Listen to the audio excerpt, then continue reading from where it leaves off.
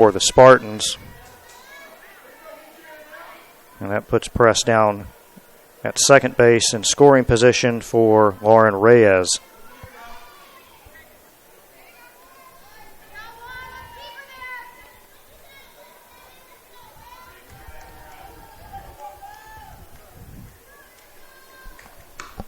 First pitch into Reyes is swung on and missed for strike one. Reyes 2 for 3 today, but struck out in her only at bat against Ehlers.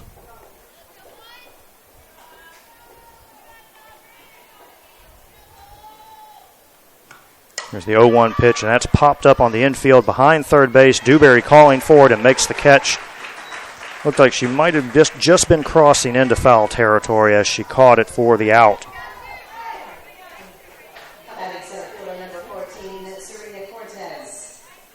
And Serena Cortez will come to the plate, the Tampa leadoff batter and center fielder. 1 for 4 today. She has the only hit so far off Ehlers. That was a little flare on the infield back in the 7th inning. That ball, one bounce out to Dewberry. She can't come up with it. And the runners are going to be at first and third for the Spartans. Looked like Dewberry had a chance to make the play and just didn't come up with it.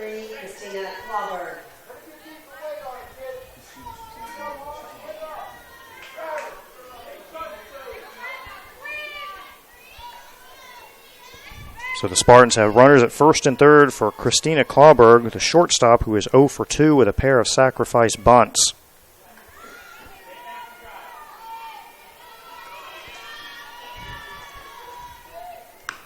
And that last play has been ruled a hit, an infield single.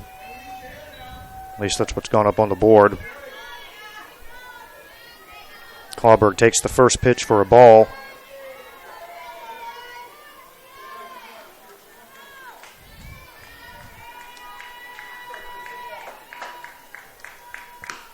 .1-0 delivery.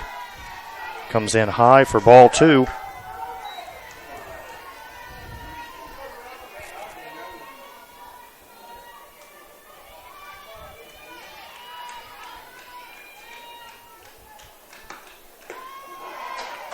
And the 2-0 pitch is in for a strike, and it's 2-1.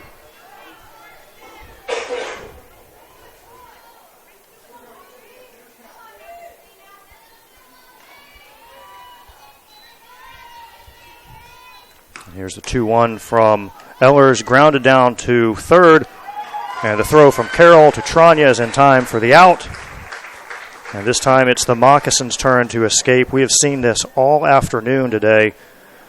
Both teams putting runners on base, leaving runners in scoring position, which is why we're still 0-0 going into the bottom of the ninth. That is now 11 left on for each team today.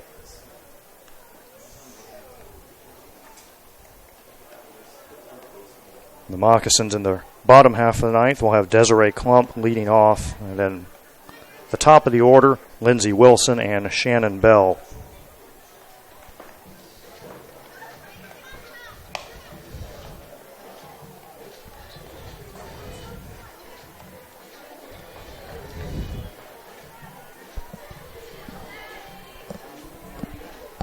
The people I feel for on days like this are the umpires. Because this is a warm day and they don't get to go into the dugouts between innings. The trainers do take care of them with water between innings, but they're out there on their feet the entire day. And some of us are on our feet in the press box the entire day, too. As nice a facility as this is, the chairs did not arrive. The custom-made chairs. Now, some members of the press box, and I'm going to call one of them out, Sherry Zabo, our public address announcer, commandeered a chair from somewhere else.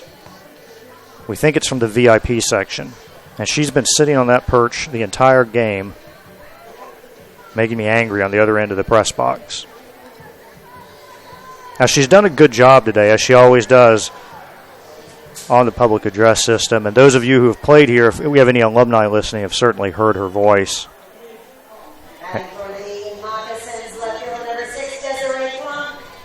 And you're hearing it again. As Desiree Klump swings on the first pitch, and it's 0-1. Gianni Artidiello not quite in position down there in the first base coach's box. Had to scramble to get back there. Next pitch to Klump. It's a check swing, popped up on the infield to Phillips at third, who will make the catch for the out. Klump tried to hold up, but was unable to do so, and it's the first out of the inning. Lindsey Wilson now up to bat. 1 for 4 today. That hit came back in the 5th inning. Infield hit. Wilson this time goes the opposite way and drops it down the line in left field. And she's going to be running around the bases. She'll hold up at second. The Tampa left fielder out there, Shelby Press, was able to get to it in foul territory in enough time to keep Wilson at second, because if that ball had kept bouncing down there near the batting cages and the bullpen, I don't know if you can see that on your screen. Our camera can't quite pick up all of the territory, all of the foul territory here. So that ball landed in fair territory, kicked foul, and Press had to run it down, got it back into the infield in time to limit Wilson to what is a 1-out double. And the 10th hit of the game for Florida Southern. That's Lindsey Wilson's 2nd hit of the game. Wilson really more of a left-handed slapper, and that ball just sliced down the line, and there was no chance for Press to get to it. The only question was whether it would stay fair. And that's going to give Shannon Bell and Jessica Trania possibly a chance to win the game with a runner at second with a base hit. Wilson has good speed. You have to think anything to the outfield, they're going to send her. First pitch into Bell is a strike. Bell is 0 for 2 today, and she has walked twice. The 0-1 into Bell is popped up on the infield, and calling for it and making the catch is the first baseman, Emily Jansen, for the 2nd out of the inning.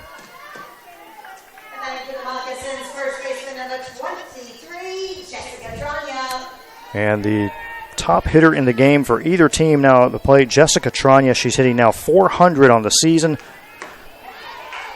3 for 3 with a walk today as she swings and misses for strike 1. Again, Trania now up to 400 for the season with a perfect day at the plate, 3 singles and a walk. She had an RBI double last night. Here's the 0-1, swung on and missed for strike 2. This is the first time, though, she's faced Dooley today, who entered the game in the bottom of the 8th. The 0-2 to Trania is punched up in the air into short left field. Press coming in. Juggled it just for a second, but hangs on to make the catch. And the side is retired. 1 runner left on base.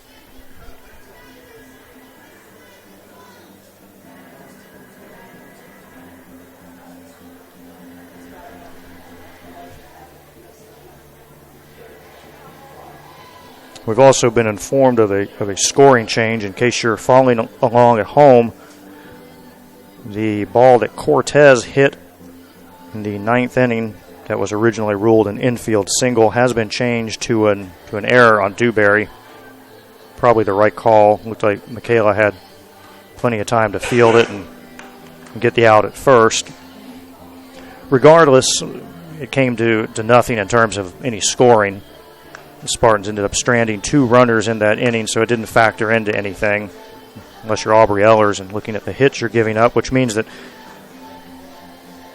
Ellers has still allowed just 1 hit, and that was to Cortez earlier in the 7th inning.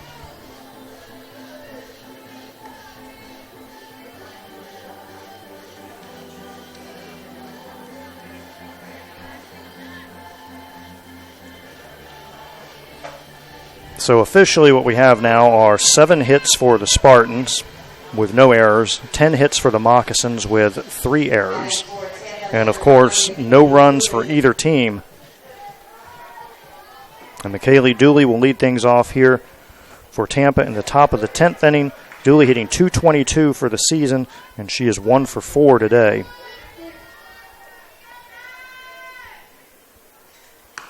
First pitch from Ehlers is hit into short center. Bell comes in, makes a running catch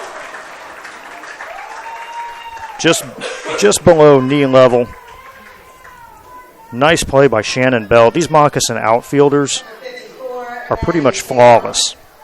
And if you didn't see them play last year when Klump was in left, Bell in center, and they had Donna Ryan in right, I think you'd have to agree this was the best outfield in the Sunshine State Conference. They combined for just 2 errors last year. First pitch swung on and hit to Dewberry, and she bobbles it, and it's going to be likely another error on the Moccasin shortstop. Maddie Farrell reaching first safely. Batting third baseman number 15, Bailey Phillips.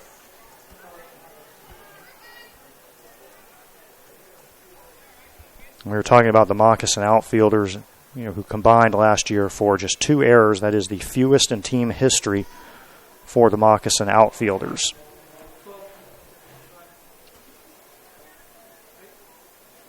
And Tampa going to its bench again for yet another pinch runner. 24, Tampa, number 12, Erica Matic. This time it will be Erica Matic, who was last night's second baseman for the Spartans. She was in the flex position, so she didn't bat, she didn't run. We didn't see her on the bases last night. So the first time we've seen her in a what you could call an offensive role in this series. Bailey Phillips now batting for the Spartans, the third baseman, 1 for 4 today. And Floodman's going to go out and have a word with Ehlers before that first pitch is delivered.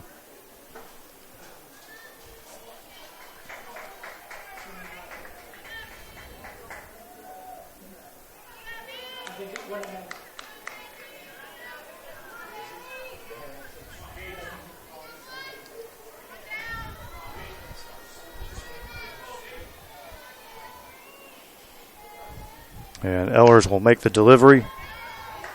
And it's in for a ball. And it's actually ball 2 because prior to that, Ehlers did not deliver the pitch in time. They're keeping a count on the pitchers. They only have so long to make that pitch, and Ehlers took too long, which is why Floodman went out to talk to her.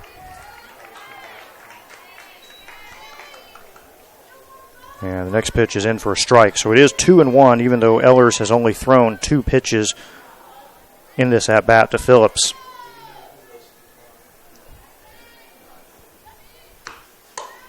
Two-1 is pulled foul. Klump might have a chance at that down in the corner, and it is just out of reach. Klump was giving chase, got down there near the batting cages into the shade. And I'm pretty sure you're going to lose that view if you're watching online at home. But that ball just out of her reach in foul territory, so it evens the count at 2-2.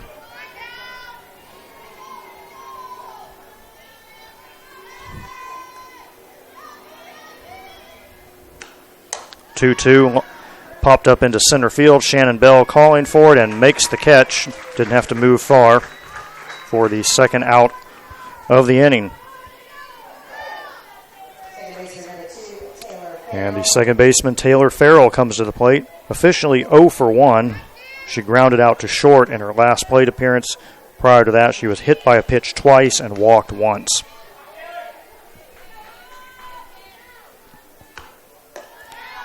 First pitch into Farrell is high for a ball.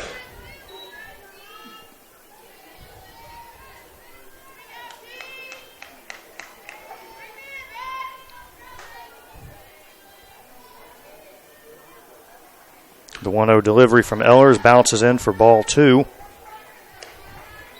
Pinch runner Erica Matic at first for the Spartans.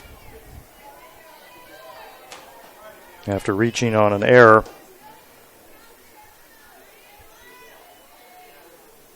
The 2-0 delivery hits softly up the middle, and Alex Mace has made another exceptional play. Once again, a ball that looked like it was going to get through into the outfield for a hit, and Mace went sliding to her knee behind the second base bag and made the catch for the final out of the inning. We've seen a couple of those nice plays by Alex Mace today. One of them that she turned into an unassisted double play, and now this one getting the Moccasins out of trouble in the top of the 10th inning as we remain scoreless.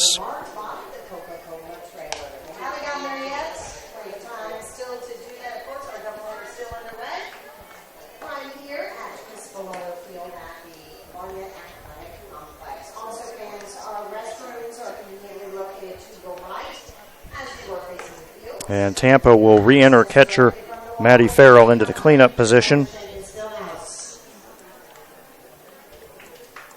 Resuming her duties as Tampa's catcher today. We've seen Leslie Cantor go to the bench 4 times for pinch runners this afternoon.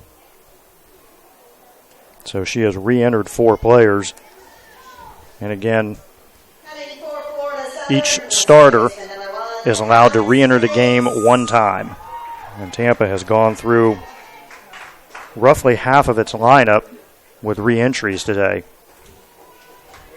Alex Mace, who made the nice play to end the top of the 10th inning, will be leading off the bottom of the 10th inning, 1 for 3, and was also hit by a pitch today. She swings on the first pitch and misses, and it's strike 1. Since entering the game in the 8th inning, Dooley has thrown 18 pitches and 16 have been for strikes. That's not surprising considering the numbers in her career. It's a swing and a miss for strike 2. Dooley actually led the league last year in fewest walks per 7 innings. 1.14. That was just ahead of Florida Southern's Brandy Jones. Mace swings at the 0-2 pitch, pops up in foul territory. Phillips fighting the sun down there and cannot come up with it over near the dugout.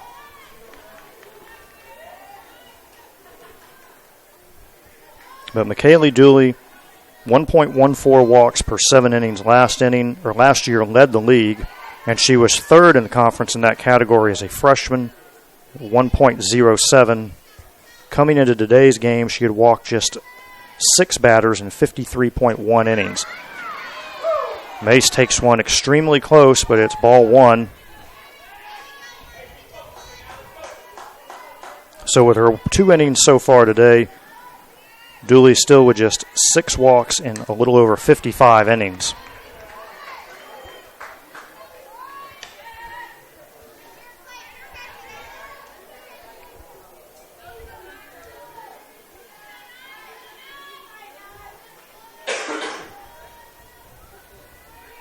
Here's the 1-2 to Mace. Swung on, bounced out to Farrell at second. He flips over to first for the out. And the leadoff batter is retired here in the bottom of the 10th.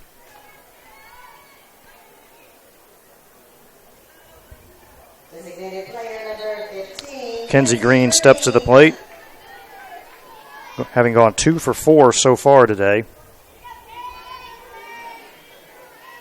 And that gets her up to 353 in the batting average. Green swings, pulls this one foul, and it's caught just in front of the Tampa dugout by first baseman Emily Jansen. That ball looked like it might carry into the dugout, but it didn't quite get there. And Green has popped up to put the second out on the board and bring Allie Carroll to the plate. Allie 1 for 4 today. Fouls one over near the on-deck circle by the Tampa dugout. And again, if you weren't with us last night, we pointed out that the on-deck circles here at Chris Bellotto Field are actually the Florida Southern logos. It's a nice extra touch for Florida Southern. Here's the 0-1 to Carroll. It's high for ball 1.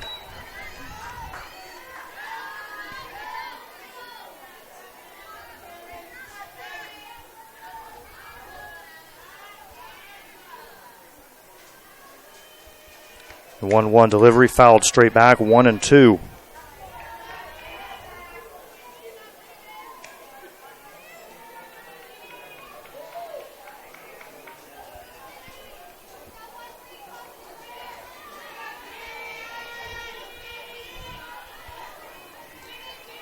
Dooley's delivery into Carroll, and it is called strike 3 for the final out of the 10th inning. And for Dooley, that is her second strikeout in 3 innings of work, and the 4th for Tampa pitching today. So we will continue playing here going into the 11th inning, still scoreless.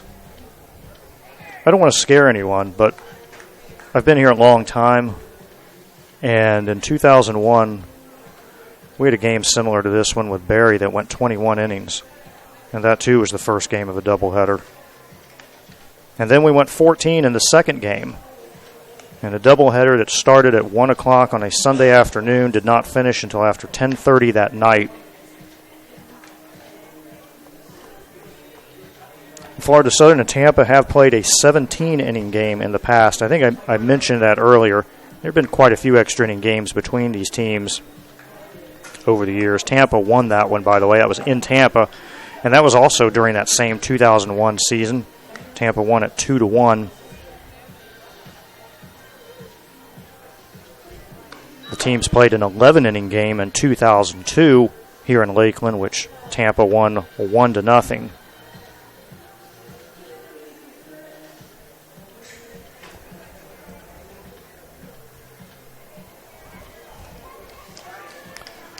So we head to the top of the 11th inning. Aubrey Eller still pitching for Florida Southern, and she'll be facing Shelby Press, the Tampa left fielder, who is 0 for 4 today. She's popped up once, hit into a fielder's choice, grounded out, and reached on an error. Tampa with 7 hits today through the first 10 innings. Here's the first pitch. It's ball 1, bounces in there.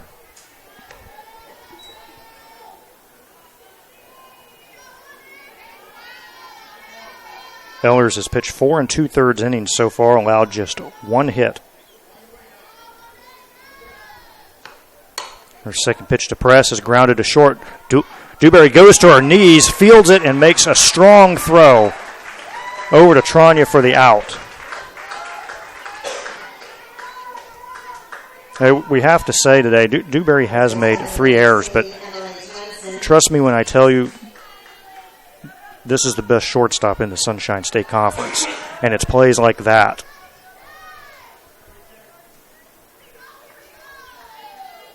That was not routine, but she made it look easy. Similar to the catch that she made last night.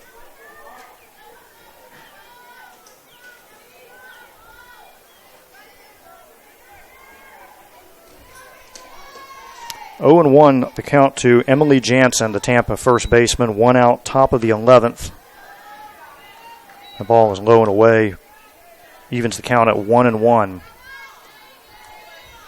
Most shortstops on a play like that would not have even attempted to throw, or if they had, it would have bounced over to first and it would have been an infield single. Here's the 1-1 pitch from Ellers, lined right back at her, and she reacted just instinctively and made the catch. That ball, the hardest hit ball we have seen since Ellers entered the game, and it ends up in her glove for an out. What really should have been a hit for Jansen ends up as the second out of the inning. And Lauren Reyes comes to the plate now, 2 for 4 this afternoon,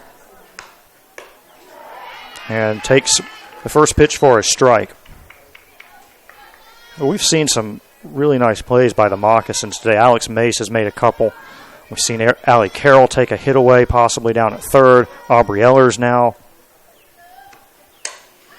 Ball swung on and hit into short left. Klump is in good position to make the catch for the out, and the side is retired. Spartans go down in order, and that's something we haven't seen often from either team today.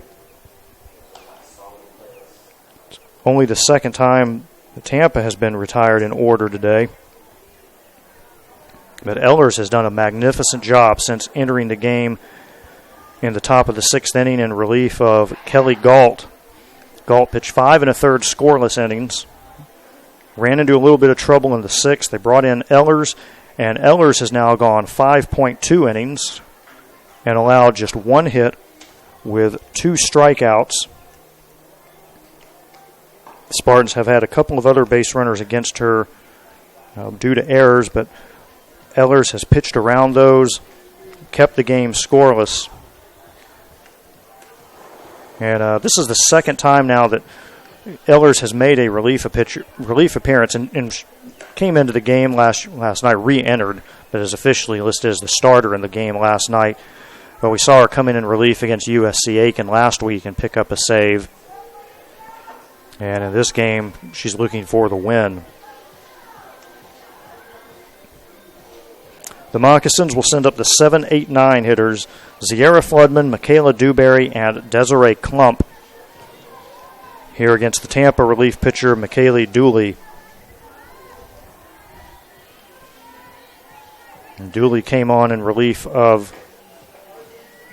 Sam Kay in the 8th inning, and Dooley has now pitched 3 scoreless innings for the Spartans.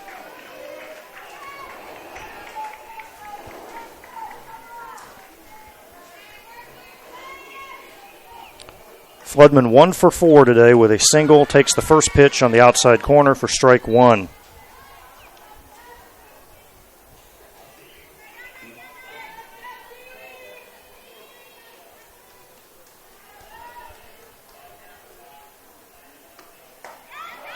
Next pitch is on the inside corner for strike 2.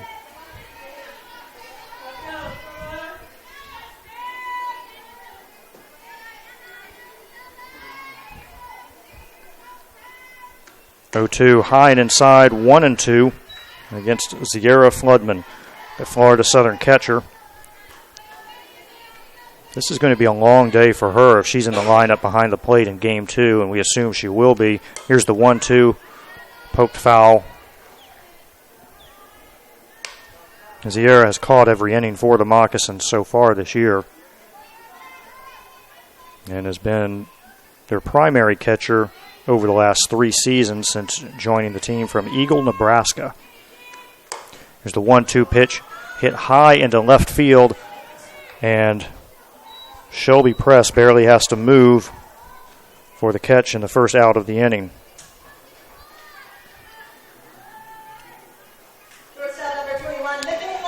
Michaela Dewberry coming up to bat now, 0 for 3 with a walk today. Made a nice play in the top half of this inning to possibly take a hit away from Press.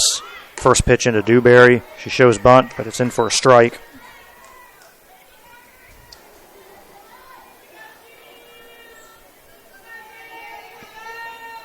Dewberry trying to get on base for Desiree Klump. Swing and a miss, and it's 0-2.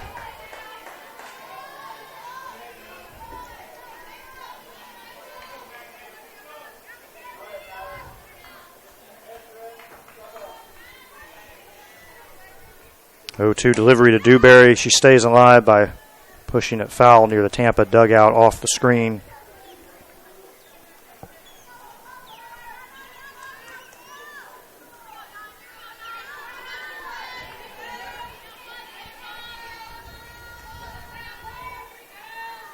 Oh-2 delivery from Dooley is high and inside, and Dewberry takes it for ball 1.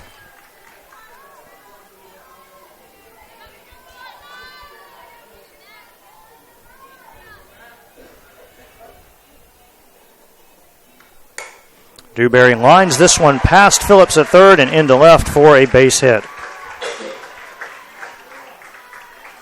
The 11th hit of the day for the Moccasins. Heading for the Moccasins, left fielder number 6, Desiree Klump.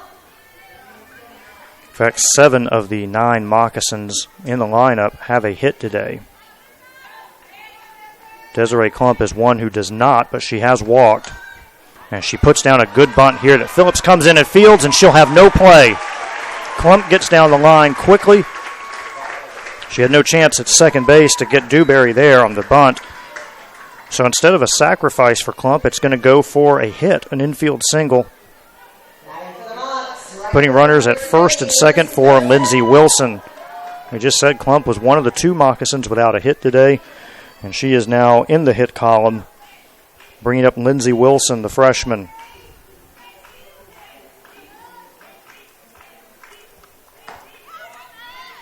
First pitch to Wilson is a ball Wilson having another good day at the plate. She's 2 for 5 with a single and a double. That puts Wilson at 353 for the season. Here's the 1-0 pitch. She bunts through it.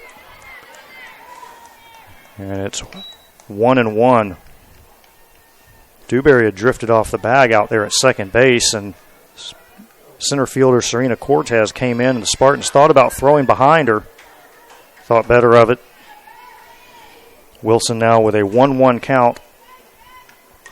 And the pitch is fouled off. 1-2 now on the freshman outfielder, who has reached base at least once in every game so far this season for Florida Southern. The only player to do that so far. Here's the 1-2. Swung on and missed for strike 3. And that's the second out of the inning. Well, I'd mentioned earlier in the inning, Klump was one of the 2 players without a hit, and she got one. And now here's the other one. Shannon Bell, 0 for 3 today, though she has walked twice. Shannon was hitting .500 coming into the day. First pitch is in for a strike. If the gods of softball are listening, we'll know shortly.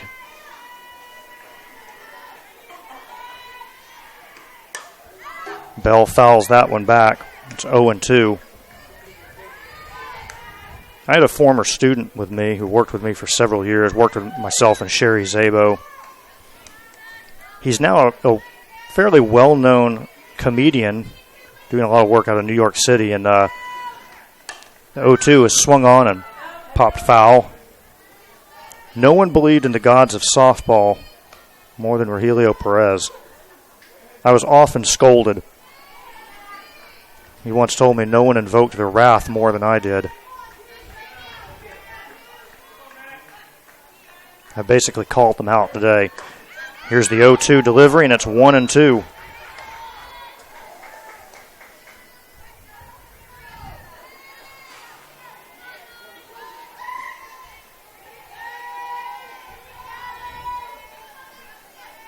One-two to Bell is outside, and it's 2-2.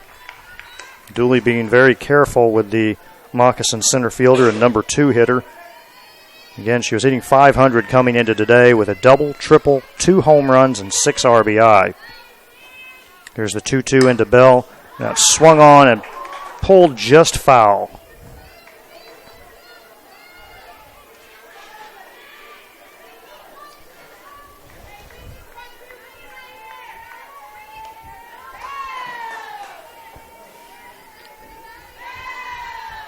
Of course, Phillips playing fairly close to the line over there to prevent anything from getting past her, which would certainly score the winning run. Here's the 2-2, and that is outside, 3-2.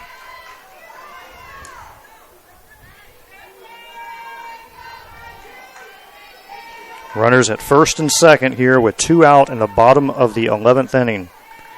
The 3-2 to Bell is swung on, and it's looped into left center, and that should bring in the game-winning run with Michaela Dewberry coming around to score on Shannon Bell's RBI single into short left center that has ended the game and given Florida Southern a 1-0 win in 11 innings over the University of Tampa.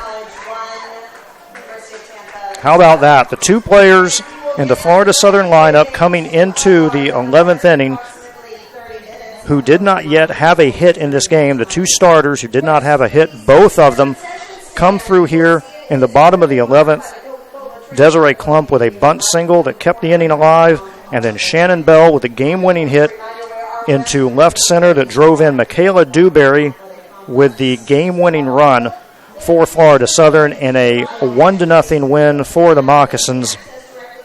Exciting day, or exciting win for Florida Southern. It's first in its new on-campus facility. And that has evened this series at 1 win apiece.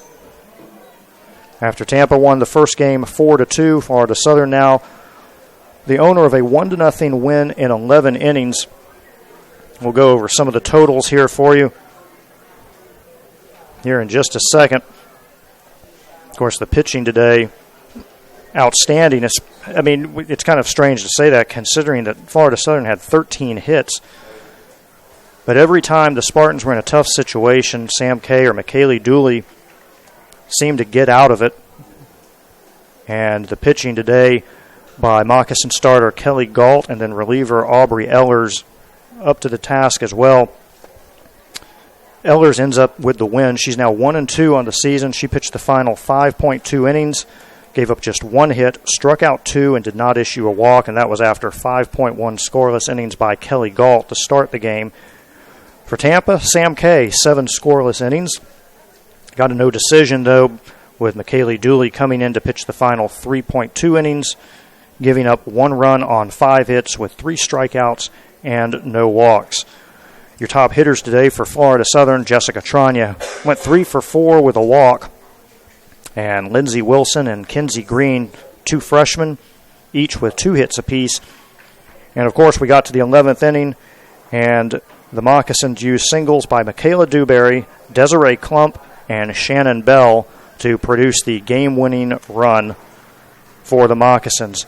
For the University of Tampa, they had 7 hits today, 2 of those coming from the number 9 hitter in the lineup, Lauren Reyes, and the other hits coming from Serena Cortez. Dooley, who also was in the game as the designated player today. Maddie Farrell had 1 for the Spartans, and Bailey Phillips as well. Also picking up a hit was the first baseman, Emily Jansen. So your final line score, Tampa, no runs on 7 hits with no errors. Florida Southern, 1 run, 13 hits, and 4 errors. The Spartans leave 12 runners on base. The Moccasins leave 12 runners on base. We're going to take a break here for a little while. We have about 30 minutes or so between games of today's doubleheader, and we will be back with you at approximately, we'll say, 5 after 4. That's 5 after 4 Eastern time, so if the Wilson family is listening in Arizona and the Klump family in California, you can make that adjustment on your clocks out west. We'll be back here in approximately 20 to 25 minutes and talk to you then.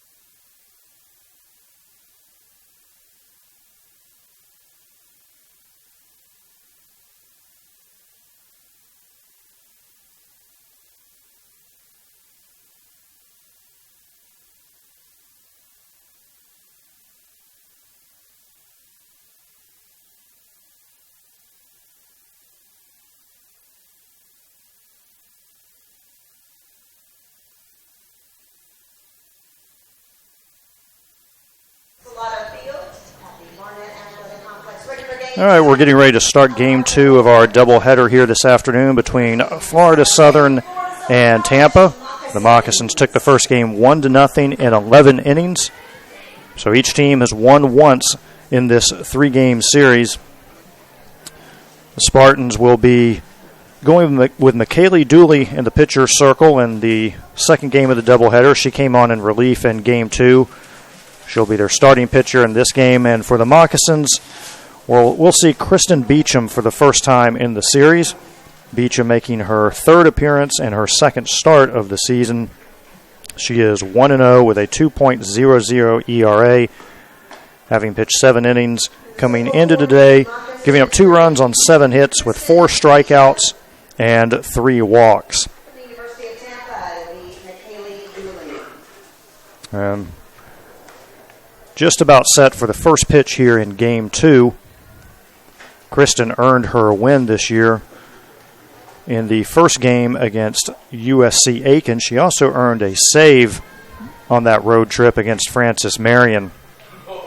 The sophomore off to a good start, now making her first start of the year.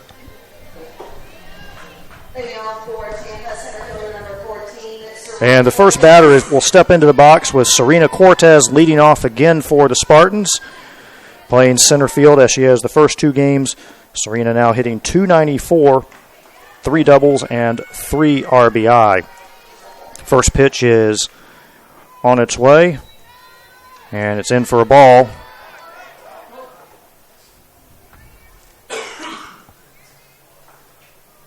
And we're already having to stop the game because apparently there's a ball got loose from the bullpen down past the Moccasin dugout.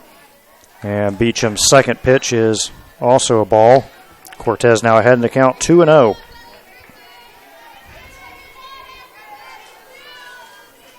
Cortez went 1 for 5 in that lengthy first game. 2-0 delivery from Beecham. Catches the outside corner for strike 1.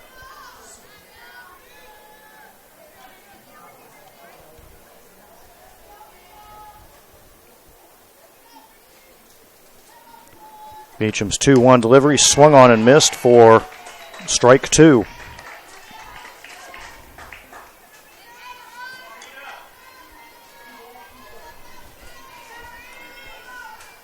On deck for the Spartans, the shortstop, Christina Clawberg, and McKaylee Dooley will bat third. As that ball grounded out to second. Picked up there by the second baseman, Alex Mace. And she records the first out of the game, getting the ball over to Tranya. And that will bring Clawberg to the plate for Tampa. Like we said, Clawberg batting second, and McKaylee Dooley, the pitcher, batting third. Those are the 3 batters we know we'll see here in the first inning.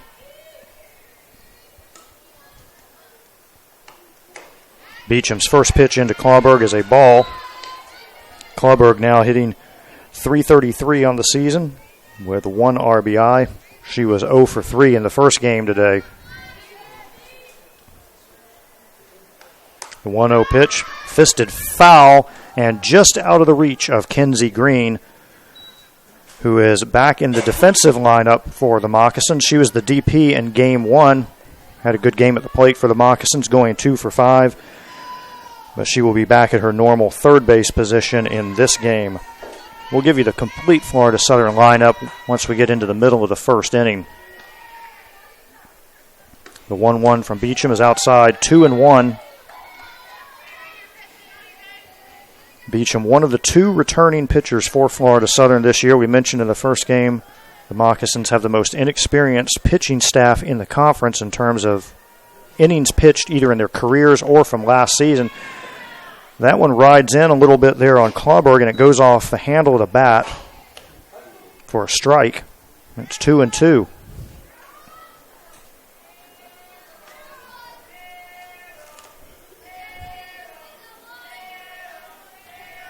Beecham and Galt combining for a little over 118 innings last year. That ball is poked foul. Forced assistant coach Denise Rubio to duck out of the way.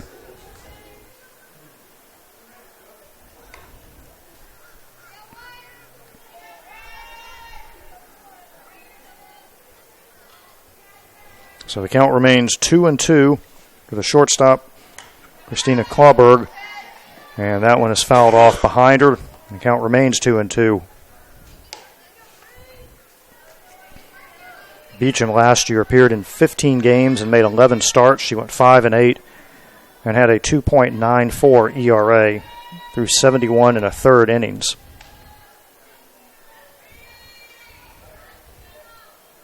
The 2-2 into Clauberg, and that's another foul ball hit down the first base line. That'll make the small berm that we have behind the dugout. Both dugouts having those grassy areas where the fans can come and sit. Over on the Florida Southern side, a lot of them have lawn chairs out today. They've planted some trees out there which haven't yet taken hold with some of the cold weather we had in January. Cold, relatively speaking, of course. Once we get later into the spring and those start to grow out a little more, it'll provide some shade over there.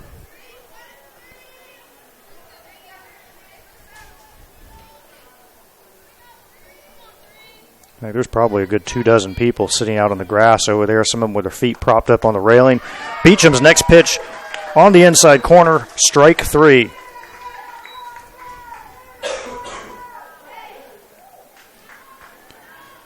Now batting the pitcher, McKaylee Dooley. She was the starting pitcher last night and won with a complete game effort. She came in relief today after she started as the designated player. That was in game 1, so she took the loss in extra innings and now back as the pitcher, but she's been hitting third in all 3 games. It's a little bouncer out to Kinsey Green at third, who easily throws her out at first, and the side is retired in order by Kristen Beecham. As we head to the bottom of the first inning, we'll give you a rundown of the Florida Southern lineup here, so you'll know who's in the game. You can also check the live stats, of course, on the Florida Southern website for the full details if you'd like to follow along that way. Lindsey Wilson will be leading off again in right field. Shannon Bell will be batting second in center field. Batting third will be the first baseman, Jessica Trania. Batting in the cleanup position, the second baseman, Alex Mace. Jenna Weldon is now in the lineup in Game 2 as the designated player. She's batting fifth. Kinsey Green, the third baseman, in the sixth position. The catcher, Ziera Floodman, hits seventh. The shortstop, Michaela Dewberry, hitting eighth. And the left fielder, Desiree Klump, hitting ninth. And, of course, Kristen Beecham is the starting pitcher in Game 2. All 9 starters for Florida Southern in the first game today had at least one hit. Florida Southern had 13 hits in the game, and they also received 5 walks. So a pretty good day by the Florida Southern batting order. They did struggle to get some runs in, left 12 runners on base, but got the win in the bottom of the 11th when Shannon Bell delivered a 2-out RBI single and scored Michaela Dewberry from second. Dewberry had reached on a base hit earlier in the inning. So every member of the Moccasin starting lineup contributing to the offense in Game 1, and Kelly Galt and Aubrey Ellers combined on the shutout. Lindsey Wilson stepping into the batter's box for Florida Southern, hitting .333 with 1 double and 1 RBI. That double came in Game 1 today. She takes the ball outside. Wilson was 2 for 6 in that game, hitting leadoff. And is ahead in the count 1-0 and make that 2-0.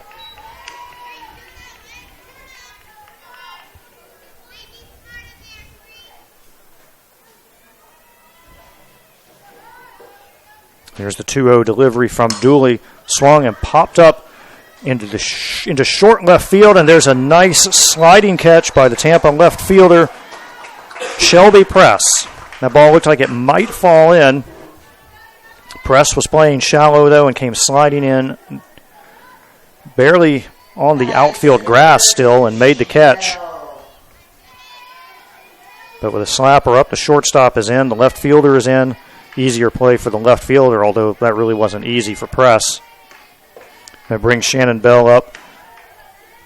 Bell hitting .450 now. She takes ball 1. .450 with 1 double, 1 triple, 2 home runs, and 7 RBI. The 1-0 pitch fouled into the screen, 1-1.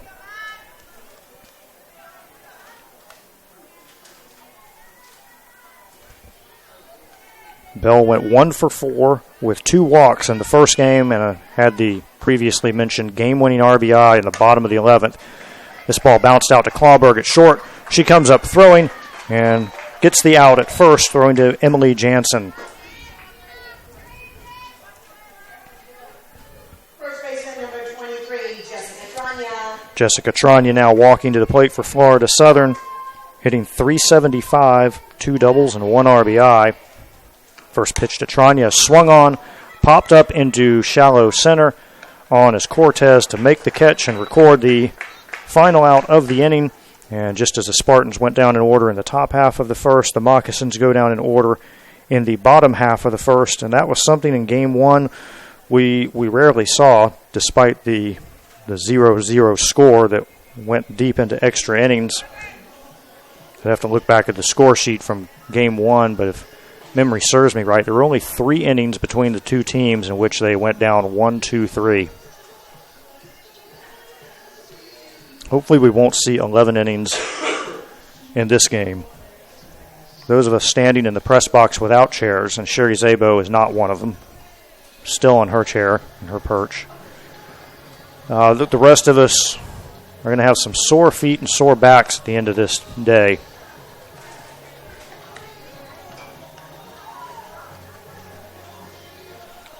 Even with the lack of chairs, which I've been told are coming in, they're custom made, and I've been told they're coming in at some point this week, we don't really have any complaints about the new facility here.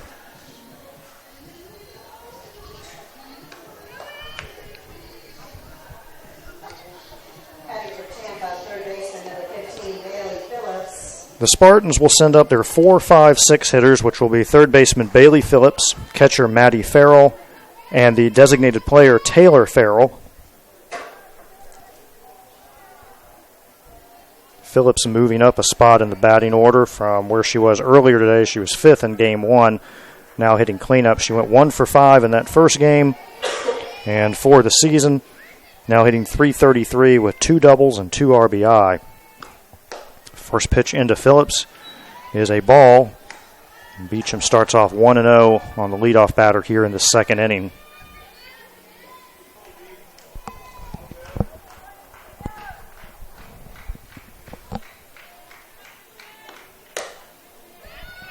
.1-0 pitch outside for ball 2.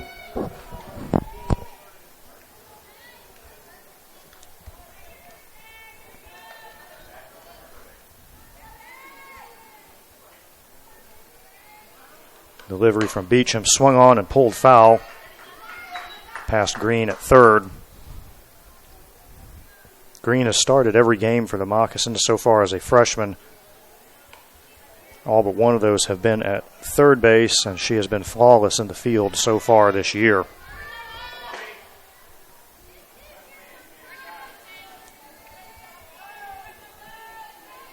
Here's the 2-1 delivery to Phillips.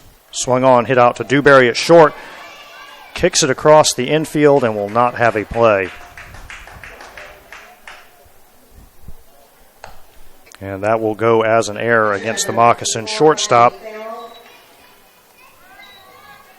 which puts Phillips on first. Bringing up the catcher, Maddie Farrell.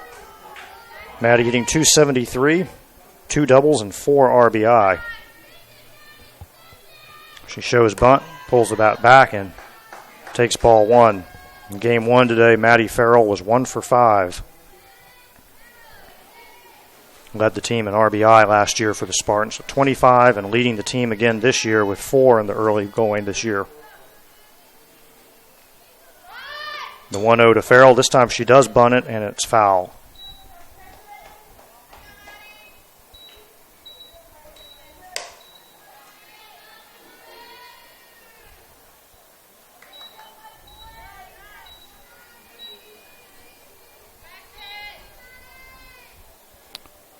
One count on Farrell. Beecham now going into her delivery. The pitch is inside for ball 2.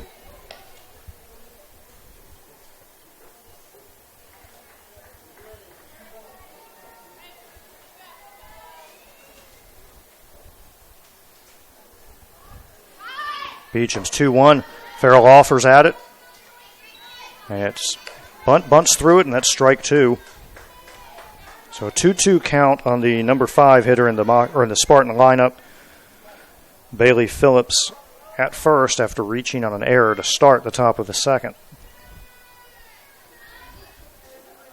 There's the 2-2 from Beecham. That bounces in there. Floodman keeps it in front of her, makes the throw down to second, but the ball gets far enough away that Phillips is able to reach second safely.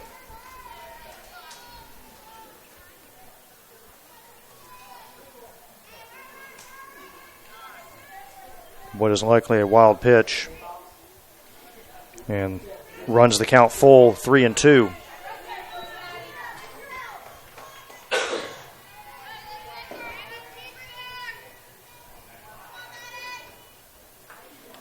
Three-two delivery, pushed foul over the first base dugout.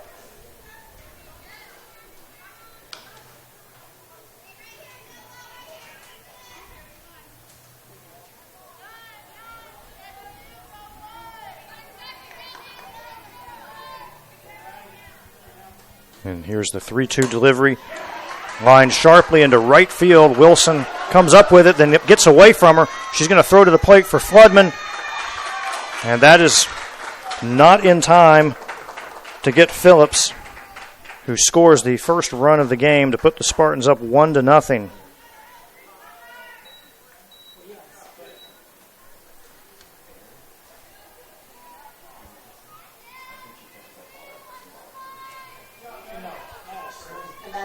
So Maddie Farrell collects the first hit of the game for either team today.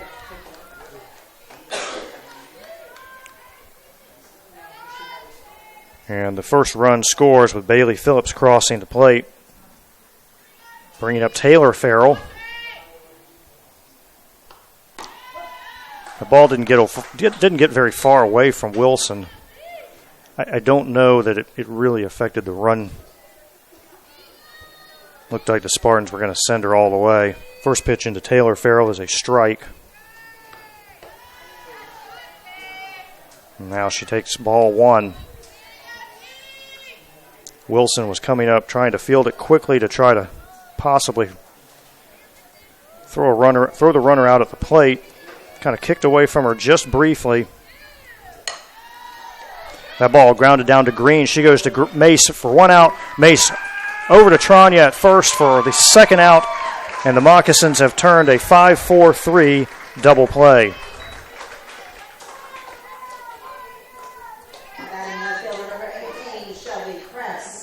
That is the third double play turned by Florida Southern today after they had 2 in Game 1. Shelby Press, the left fielder, now batting for Tampa, and she swings at the first pitch, hits it down to Green, who throws across to Tranya for the final out of the inning.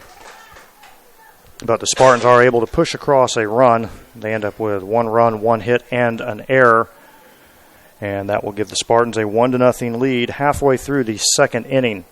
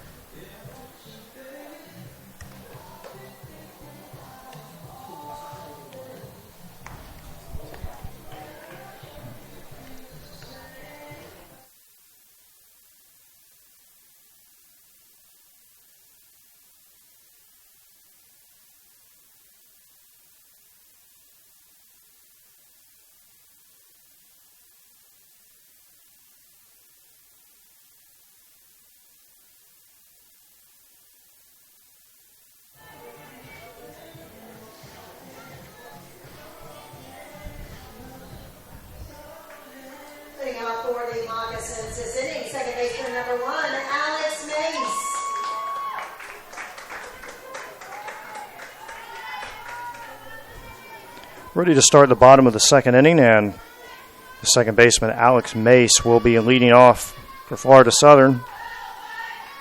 Alex hitting 167 on the year. That's 3 hits and 18 at-bats. She has a double and 2 RBI. She was 1 for 4 in Game 1 of today's doubleheader.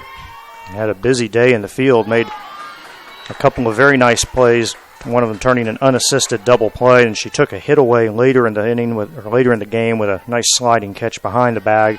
She swings and misses at the first pitch and is down 0-1. And the second pitch from Dooley comes in for ball 1.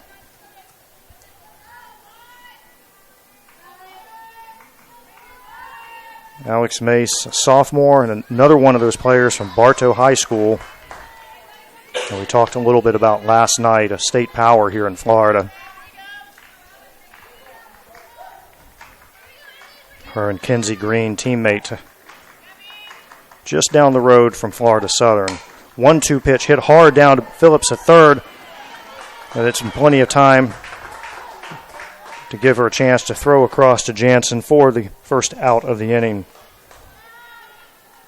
Jansen is in the lineup at first base again for Tampa, but is in the flex position in this game, so she will not be batting. Jenna Weldon, who did not play in Game 1 today for the Moccasins, steps in as the designated player, hitting .200 this season. Swings at the first pitch and pops it up right to Dooley on the edge of the pitcher's circle, and that will be the second out of the inning. Batting now for the Moccasins, third baseman number 15, Kenzie Green. They'll bring Kenzie Green to the plate. Freshman hitting .333 with a double, a home run, and 1 RBI. She too swings at the first pitch, and that's foul. Kenzie had 2 hits and 5 at-bats as the designated player in Game 1.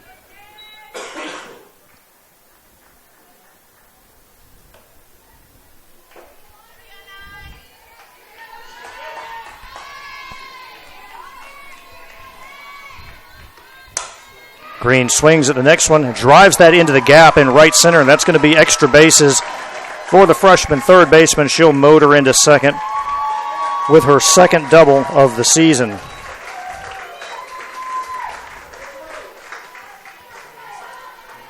And the first hit of the game for Florida Southern.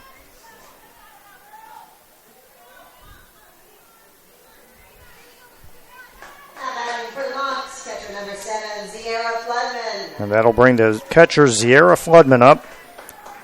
Floodman hitting .235 with 3 RBI. She went 1 for 5 in the first game today and takes ball 1 outside.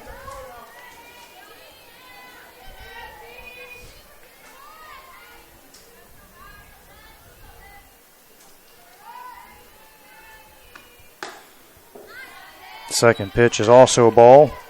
Count moves to 2-0.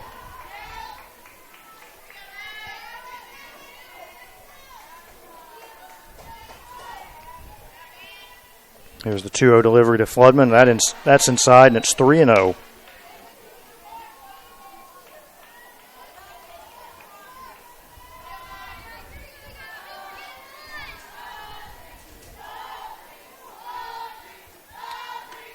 Delivery, another one inside, and Dooley has issued her first walk of the game. Now, we emphasized earlier in the first game just how rare it is that she walks someone. Career-wise, she's probably averaging about 1 walk per game. And less than that, well under that this year.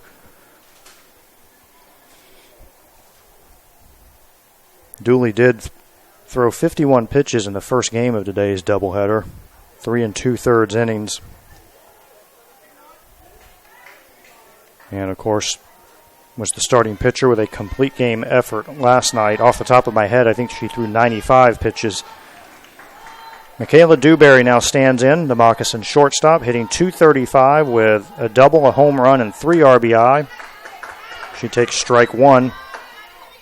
Michaela was part of that 11th inning uprising for the Moccasins. It was her single that got things started. She scored the winning run.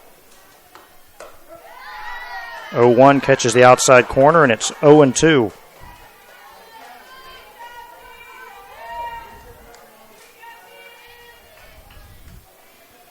Dooley's 0-2 pitch is high, 1-2.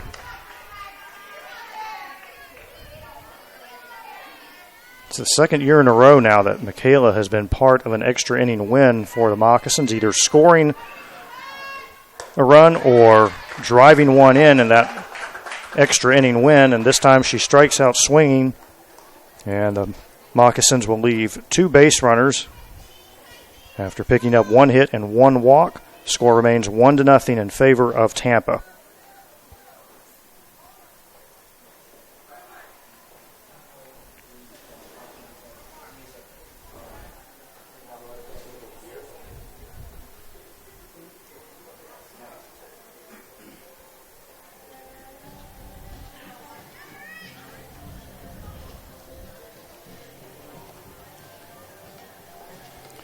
Coming up in the top of the third inning for the Spartans, their 8 and 9 hitters will come to the plate first. Second baseman Erica Matic, followed by the right fielder Lauren Pasco, and then the lineup will turn over with the center fielder Serena Cortez coming up for the second time today. It's the 8-9 one-hitters for Tampa.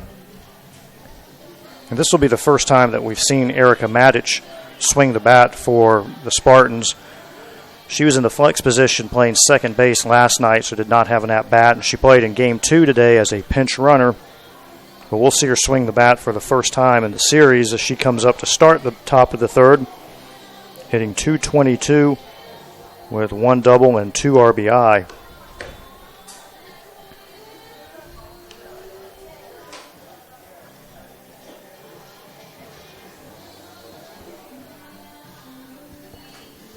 Again, Game 3 of the series, and Game 2 of today's doubleheader.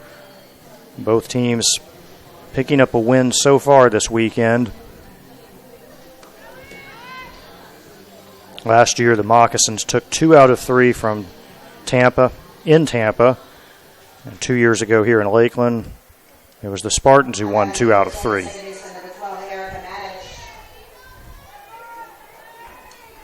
Erica Matic now stands in for her first at-bat of the series against Kristen Beecham. That run against Kristen in the second inning unearned.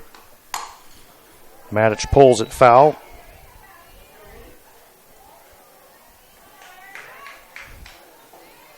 Tampa used an error, a wild pitch, and a single to score that run.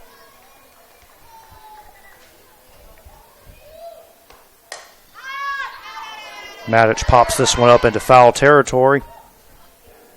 Count goes to 0-2. So just to recap briefly, in that second inning, Phillips reached on a leadoff error, moved to second on a wild pitch, and then came in on a base hit by Maddie Farrell into right field. Beecham then got out of any further trouble with a 5-4-3 double play, and then Press grounded out to third to end the inning, which brings us to where we are now with Erica Matic at the plate.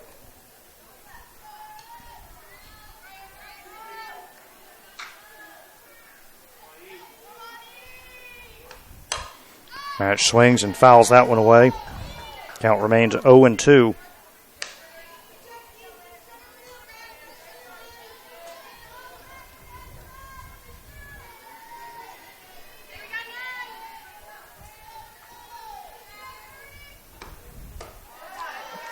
The next 0-2 delivery is outside for 1-2.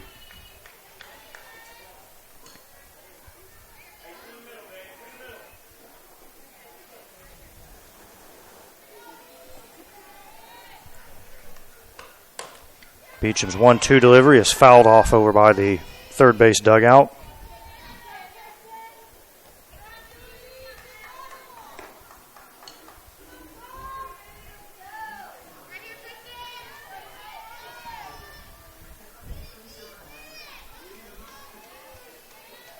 Here's the 1-2. Swung on and missed. It goes off the glove of Floodman, whose throw down to first is not in time. That pitch was sailing up. Floodman tried to get a glove on it before it could get to the backstop. Did manage to get the glove on it, but it was too late to stop the pitch from going through.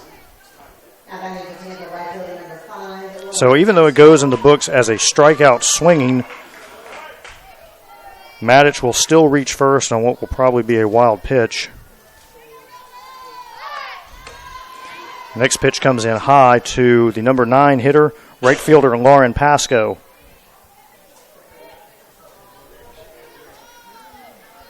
Floodman did what she could there, but just couldn't corral it.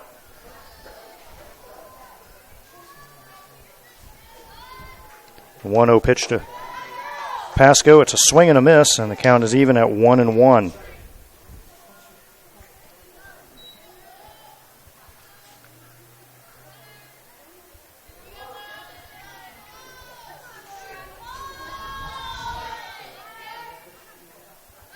Here's the 1-1 delivery. Pasco shows bunt. It's back to Beecham in the circle, and she'll throw it over to Mace, covering the bag at first. And the sacrifice is successful, 1-4. Moving Matic into scoring position for the top of the lineup. Leadoff hitter Serena Cortez. Cortez grounded out to second to start the game. Hitting .286 now on the season. First pitch to Cortez is swung on and missed. Strike one.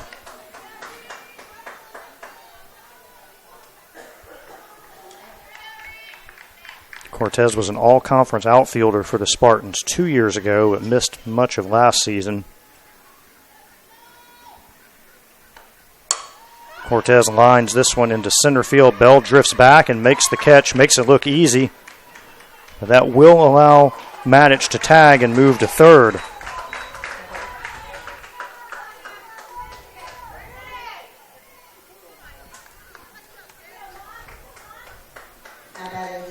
The ball was fairly well hit, but no problem for Shannon Bell out there.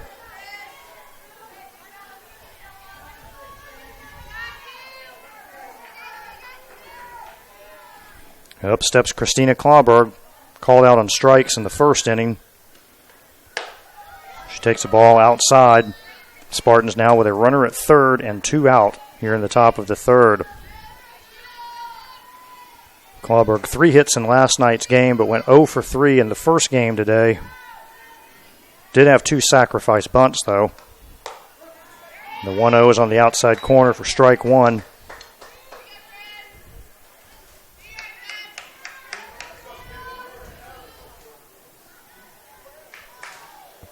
Spartans already up 1-0 here. The pitch is high and in, 2-1.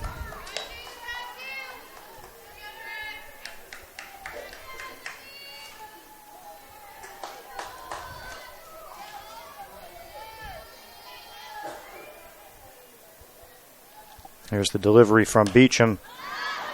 Popped up into foul territory where Jessica Trania calls for it and makes the catch. And that will leave Erica Matic standing at third as the final out of the inning is made.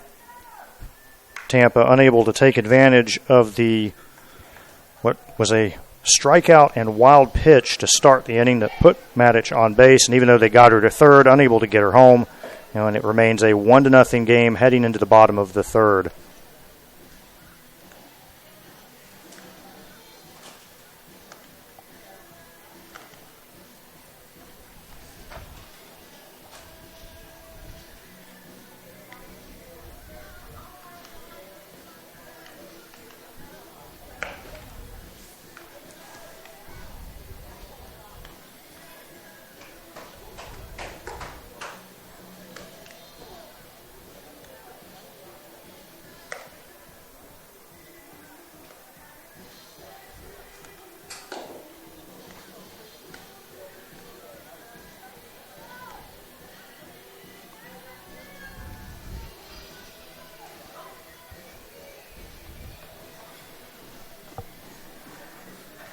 Spartans retaking the field here in the bottom of the third, with Desiree Klump coming to the plate to lead off the inning for Florida Southern. She's the number 9 hitter. Klump hitting .238 on the season with 2 RBI, and she too had a base hit in the bottom of the 11th in Game 1 that helped set up the game-winning run. Klump going 1 for 4 with a walk in the opener or the first game of the doubleheader, also had a hit in last night's game, going 1 for 2 in that game. Klump lines that into center field, and it's right at Cortez for the out. Ball was hard hit, but if you're a Moccasin fan, in the wrong spot. Batting for the Mocs, right fielder number 3, Lindsey Wilson. Up steps Lindsey Wilson, who was denied a hit in the first inning on a nice catch in left field by Shelby Press.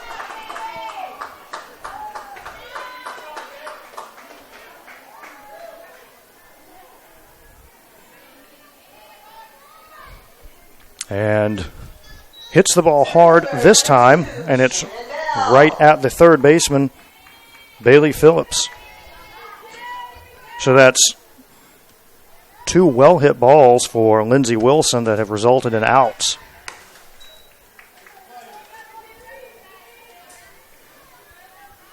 Shannon Bell steps up and takes ball 1. She grounded out to short just back in the first inning. Hits this one up the middle. It's fielded by Dooley, who throws across to the first baseman, Emily Jansen, for the final out of the inning. So a relatively quick 1-2-3 inning for McKaylee Dooley. And the score will remain 1-0 in favor of the Spartans.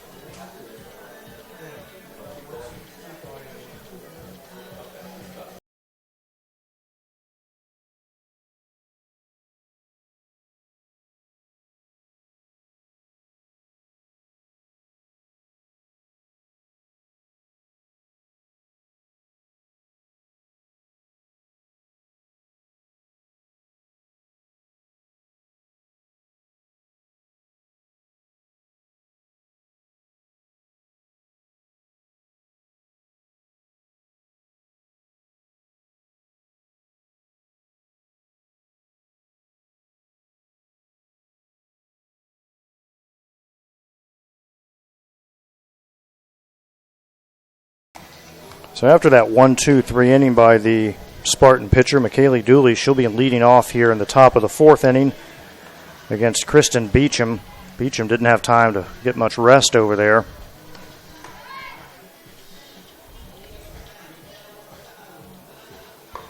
Dooley hitting .214 for the Spartans, 2 doubles and 3 RBI. Off to a little bit of a slow start this year at the plate, but last year hit .313 and drove in 16 runs, had 8 doubles. Those doubles were second on the team. So one of the better all-around players in the Sunshine State Conference last year. First pitch to Dooley. She fouls that off. Sounded like hit the knob of the bat. It's going to be 0-1.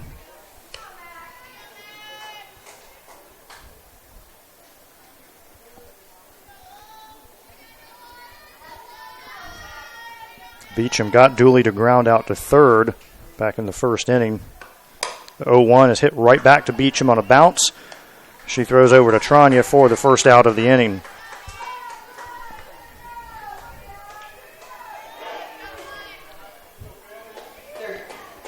And up steps the third baseman, Bailey Phillips. Phillips scored the run for Tampa back in the second inning when she reached on an error, took second on a wild pitch, and came home to score on an RBI single by Maddie Farrell. Phillips now hitting .321 this season. That ball driven into center field, but it's right at Shannon Bell. And every time you say a ball is hit right to Shannon Bell or anywhere near Shannon Bell, you feel like it's an automatic out. We saw Shannon's arm on display last night, combining with Michaela Dewberry to throw a runner out at the plate. Here's the first pitch in to Maddie Farrell, who had the RBI single back in the second inning. First pitch is a ball to the Tampa catcher, now hitting .294 on the season. 1-0 delivery is low for ball 2.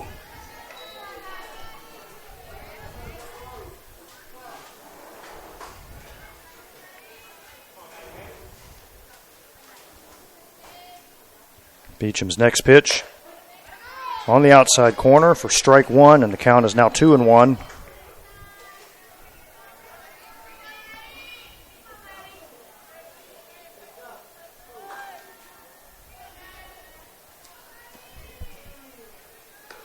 2-1 delivery. Farrell checks her swing, and they're going to check down at first to see if she went. Brian Seraphin, who was on the plate in Game 1 today, says no, she did not, and it's 3-1. Tyrone Miller, our home plate umpire in Game 2 today, he was on the plate last night. And that's strike 2 from Kristen Beecham. Normally in the Sunshine State Conference Series, you'll have the same umpiring crew for both days. And they use just 2 umpires here in the SSC. 3-2 pitch popped up into left center. Bell is under it and makes the catch for the final out of the inning. That's 2 putouts for Bell in the top of the 4th. And we go to the bottom half of the 4th with Tampa still leading 1-0.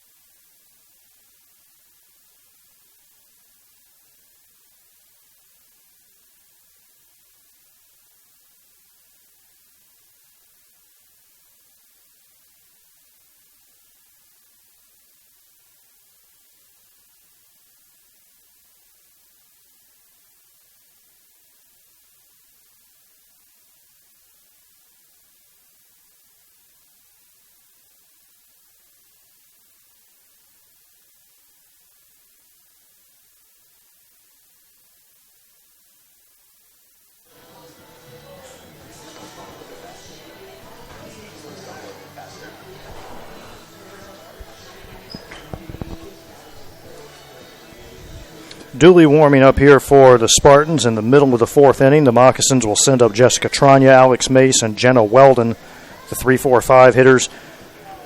We didn't have a chance to talk much about Tranya in the first inning. Swung on the first pitch, flied out to center. But Jess in Game 1 today went 3 for 4 with a walk and is hitting .353 on the season. That following her double in last night's game. So Jess 4 for 8 in the series, including her earlier at-bat in this game. She swings at the first pitch and chops it foul.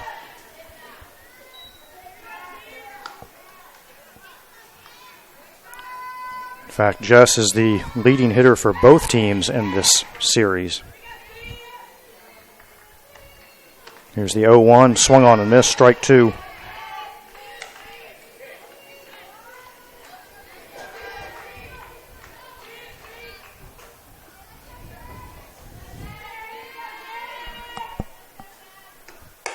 Tranya swings again, hits a grounder out to Matic at second. She fields it, makes the throw to first for out number 1.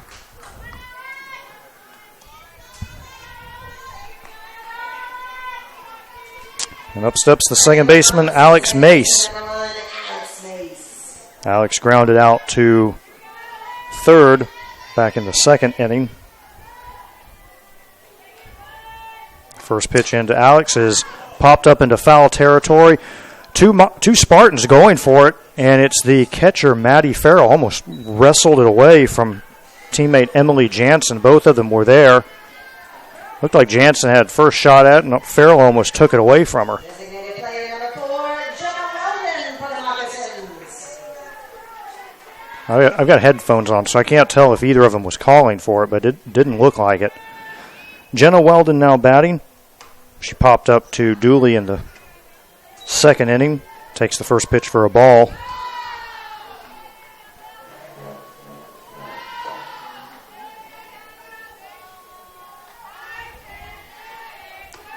Next pitch is grounded down to Phillips at third, and it will go in the books as a 5-3 out. And the Moccasins are retired in order here in the bottom of the 4th. That's the second inning in a row that Dooley has done that. And through 4 complete innings, Tampa still leading 1-0.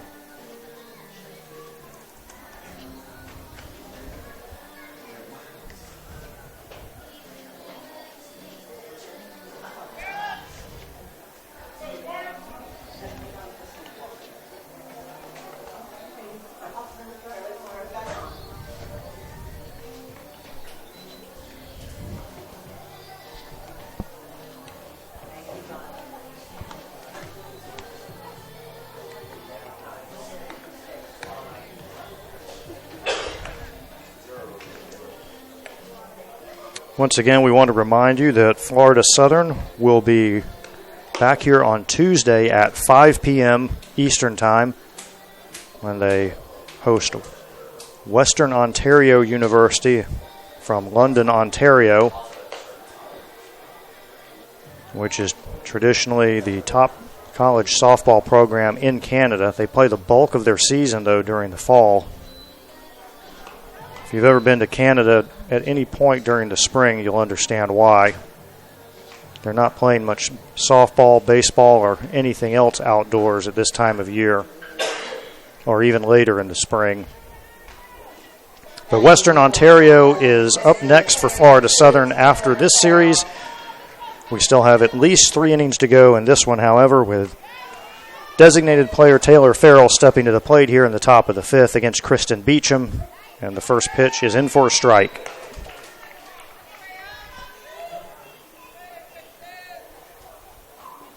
Farrell grounded into a double play back in the 2nd inning.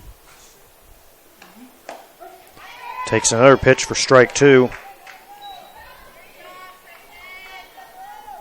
Farrell 0 for 2 in the first game of today's doubleheader, but walked once and was hit by a pitch twice.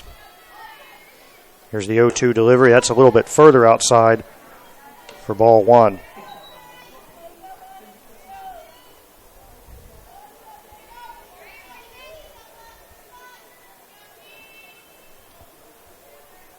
Beecham's 1-2 pitch just missed outside, and that will even the count at 2 balls and 2 strikes.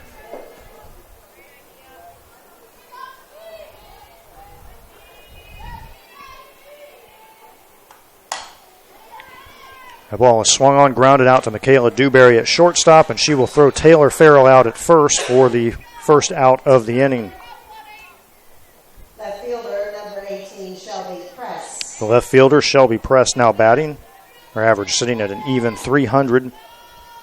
Press grounded out to third in her first at-bat today, or in this game, I should say. She was 0 for 5 in the first game of the doubleheader after picking up 3 hits last night. First pitch to Press is a strike.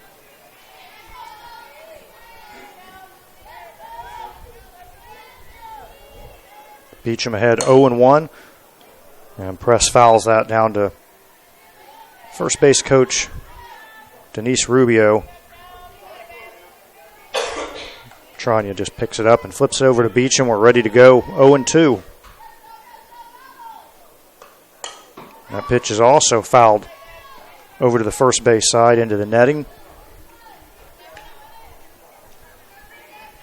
Something else that some of us will miss from the old facility at Barnett Field, we were right on top of the field on the first base side, kind of between the dugout and home plate. And I mean right on top of the action. That pitch is fouled over by the Florida Southern dugout. And occasionally we would have foul balls that would slam off the glass directly in front of us. Often startling my partner, Sherry Zabo. I tried to get her to have more faith in the glass. That ball bounces in there 1-2. I mean, that glass is there for a reason. It's there to protect us. I tried to get her to lean forward into those foul balls and hit the glass, and almost to embrace them, showing her faith in the construction of the press box there.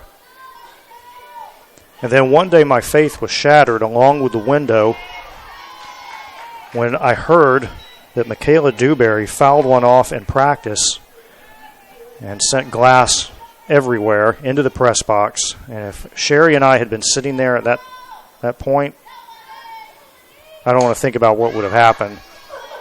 2-2 pitch fouled down the first base side. I got the text that night. It was from assistant coach Michelle Lovell telling me what Michaela had done, because Michelle knew how much I trusted the glass in the press box. Here's the 2-2. Low and away to run the count full.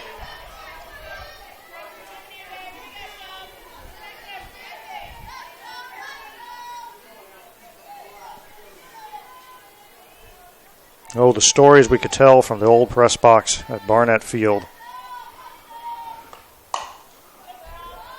Pitch is bounced foul.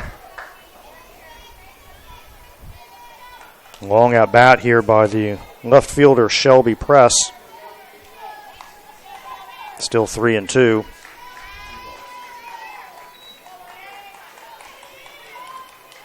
This will be the 10th pitch of this at bat. And we're going to have at least one more. That one's also foul. It's all right. It's given us a couple of minutes to reminisce about the old Barnett Field.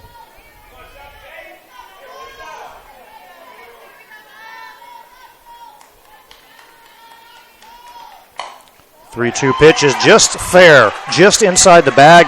At third base, it's going to roll all the way into the corner in left field. Klump gets to it, gets the ball back into Dewberry, and they will hold Shelby Press to a double.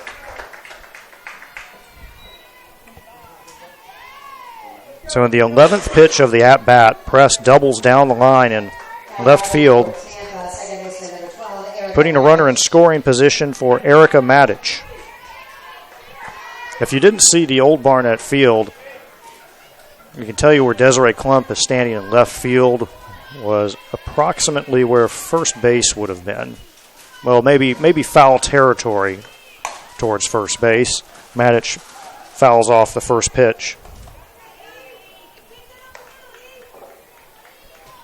And where Shannon Bell standing, probably somewhere in right center. Matic fouls that one off to the backstop.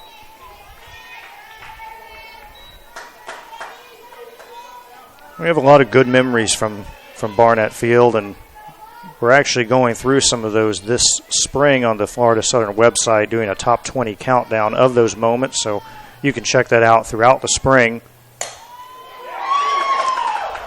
That ball hit well by Matic, but foul down the first base line. We've already listed the top first few on the website, so you can get caught up on all of those. And that series will run through the first week of April. Here's the 0-2 from Beecham, fouled back into the screen.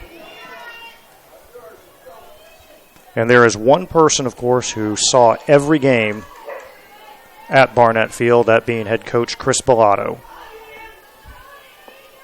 whose name now is on the scoreboard here beyond left center of the new facility. Ground ball hit out to Dewberry. She holds the runner at second and throws across to Tranya for the second out.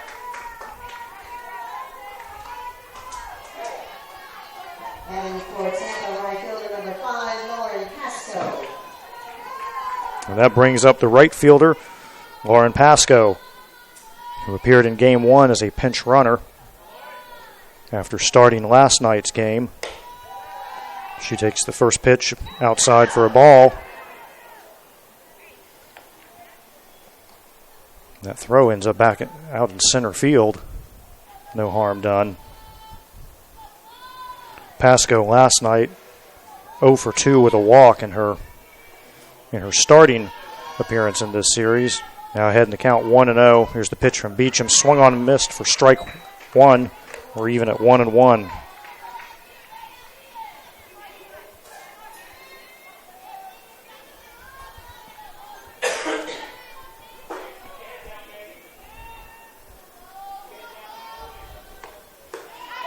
Another swing and a miss. And Beecham is ahead 1-2.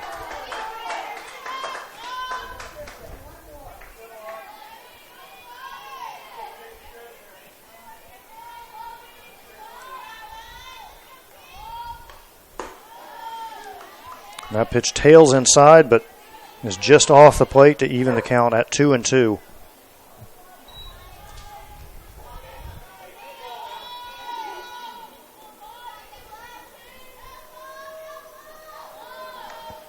Two-two pitch from Beecham. Popped up into shallow center, and Dewberry unable to get to it as it drops in. However, Bell's going to come up throwing. And just ahead of the tag is Shelby Press for the second run of the game. That ball just blooped into short center. Dewberry tried to go back on it. It was just out of her reach. Bell had a little too far to go. She was able to field the ball and get it into Floodman, but not in time to get Shelby Press as she slides in with the second run of the game. And it's an RBI single for Lauren Pasco. She takes second on the throw, and it turns the lineup over for the leadoff hitter, Serena Cortez.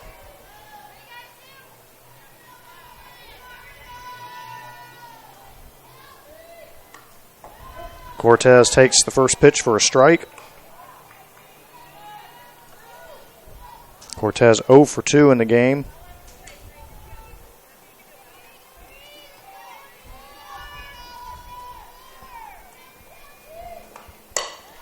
That ball grounded through the left side of the infield for another hit. Klump is right there, though, to keep runners at first and third. Playing in shallow enough, the Spartans had no chance to score the run, even with 2 out. So Pasco now at third, Cortez at first, and Christina Klauberg coming up to bat for the Spartans.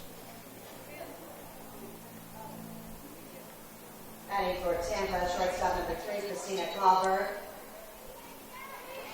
Klauberg 0 for 2 today, struck out looking and popped up to first.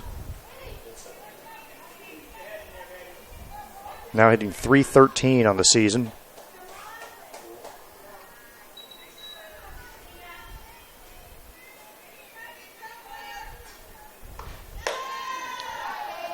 First pitch to Klauberg is a ball, and it's 1-0.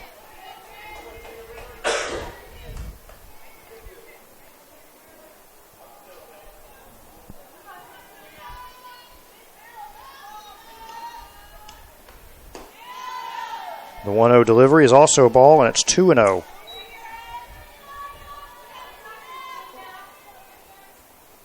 Tampa pitcher McKaylee Dooley waiting on deck.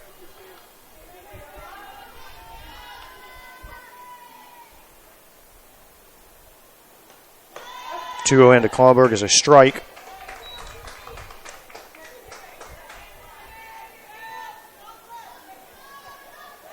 Beecham trying to keep this a 2-0 game here in the top of the fifth.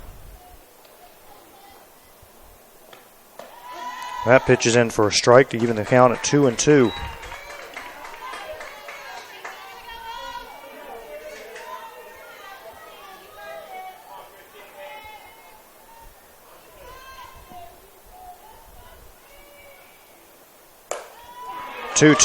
Driven into right field. Wilson fields it on a bounce, but it's going to get in the third run of the game for Tampa as Pasco scores from third. Cortez ends up at third, and Tampa now leads 3-0.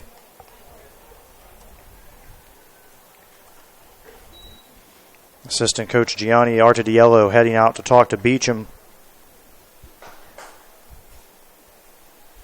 They'll decide what they want to do. Beecham had pretty much been in control up until this inning. The first 4 innings, the sophomore had pitched very well. Has run into some problems here. Tampa picking up 3 hits in this inning. The 1-out double by Shelby Press is what started it. And now we've had RBI singles by Lauren Pasco and Serena Cortez that have made it a 3-0 game. The Spartans still have runners at first and third. I should say the RBI single by Klauberg. So the Spartans still have runners at first and third with 2 out.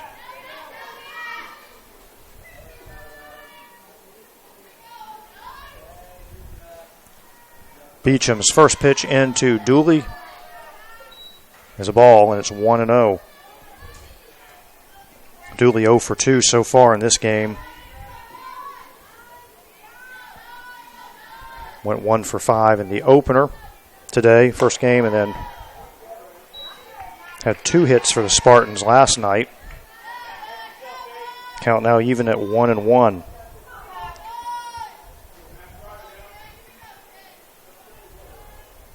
So Dooley 3 for 11 in the series as a batter. As she takes ball 2. And as a pitcher, she has 1 win and 1 loss. The win came as the starter last night. The loss came in a relief role earlier today. Here's the 2-1 from Beecham. That ball lined into left field. Klump fields it on a bounce. But that will get another run in for the Spartans, with Cortez coming in to score and put Tampa ahead 4-0.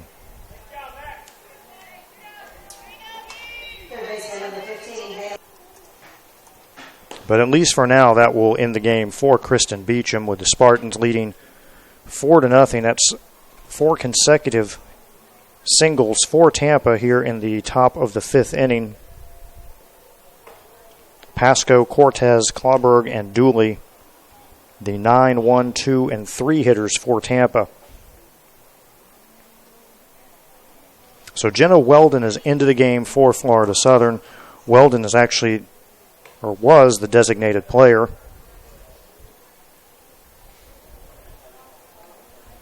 And we saw the Moccasins do this also last night. Weldon starting as the DP and then coming in a relief role as the pitcher.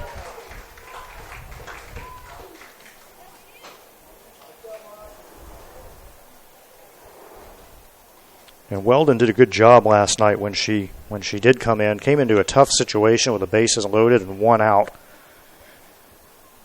in a 1-run game, and ended up working out of it without giving up an additional run.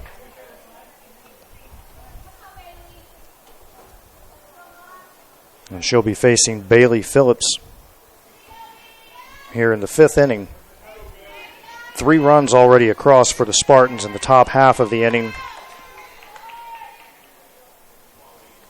Phillips hitting .310. Runners at first and second with 2 out. First pitch is in for a strike.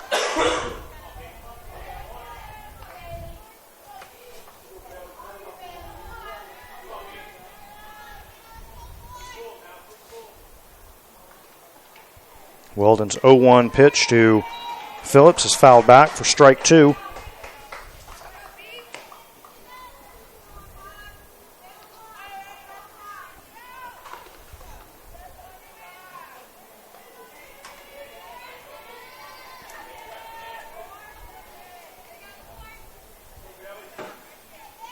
Weldon gets the sign, now steps on the pitching rubber. And that ball pulled foul. Pretty well hit, but it's well foul.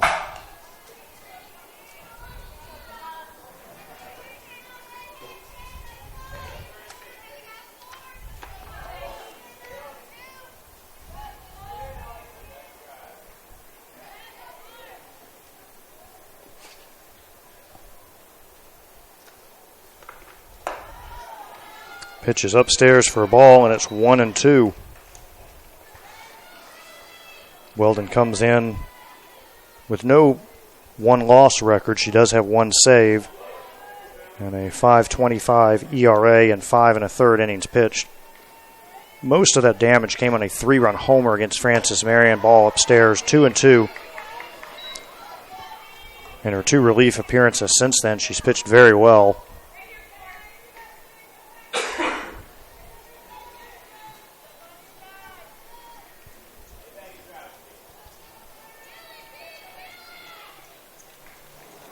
Here's the 2-2, swung on and pulled foul.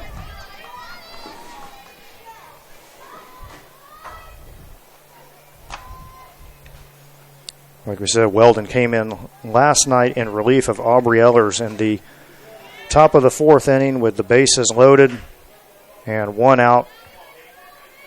Got a fielder's choice at the plate and a pop-up for the final out of the inning. This is for the Spartans, still with 2 out here in the top of the 5th inning.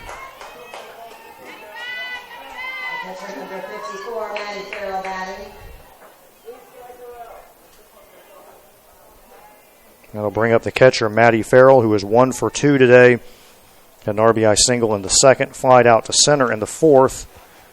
Looks like Leslie Cantor is going to the bench again for another runner.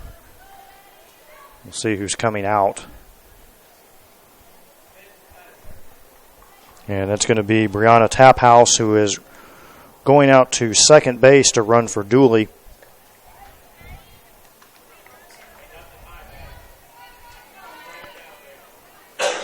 So Taphouse making her 3rd appearance of the series as a pinch runner. Maddie Farrell batting, hitting .286. First pitch is high for ball one.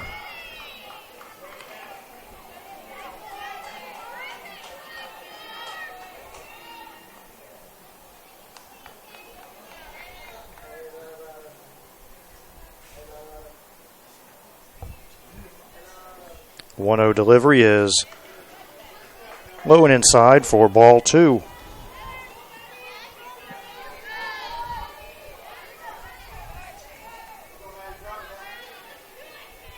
Weldon trying to keep the Mocs within striking distance here. Spartans have pushed across 3 runs here in the top of the 5th. The 2-0 delivery is in for a strike, and it's 2-1.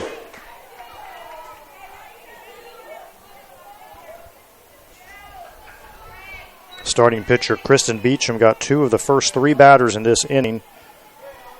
That was sandwiched around a double by Shelby Press. But then it's been 4 consecutive singles and a walk against the combination of Beecham and Jenna Weldon. Count now 3-1 to Maddie Farrell.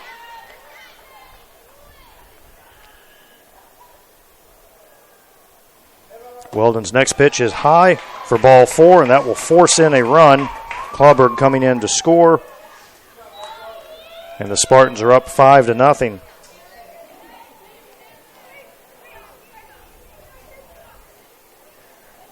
So Weldon has come in and issued a couple of walks, and head coach Chris Bellato is not going to waste any more time.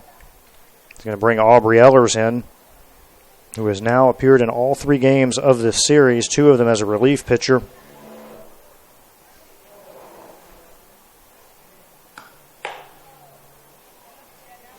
Trying to get control of this game. And what will end up happening in terms of the lineup is Weldon will be able to stay in the game as the DP,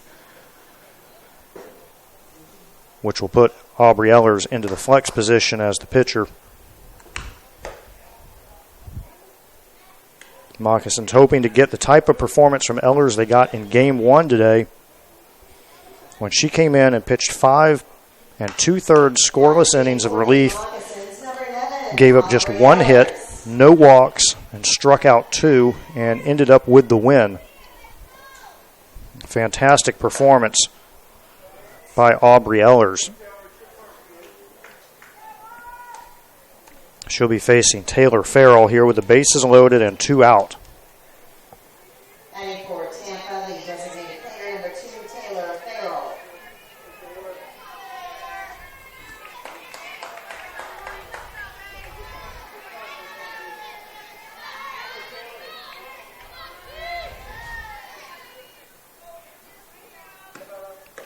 First pitch in to Farrell is a strike.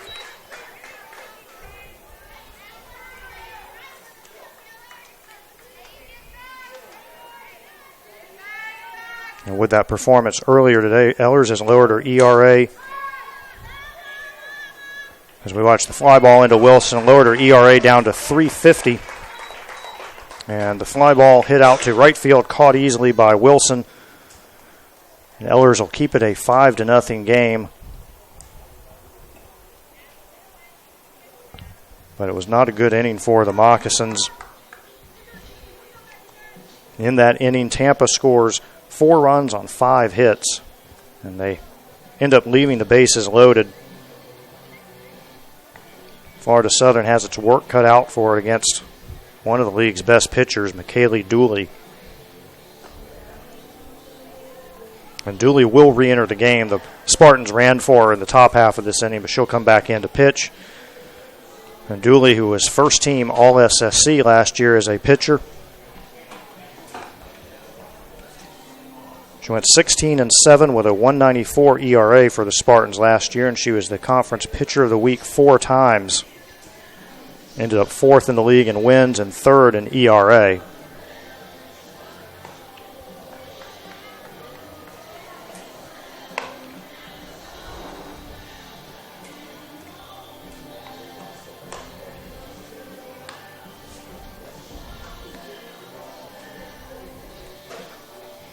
Up for the Moccasins here in the bottom of the fifth will be Kenzie Green, Zierra Floodman, and Michaela Dewberry.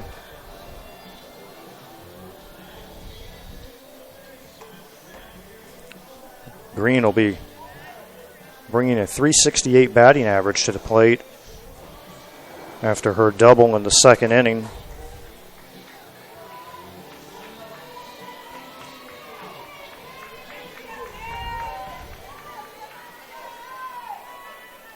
For the Moccasins, third baseman number 15, Kenzie Green.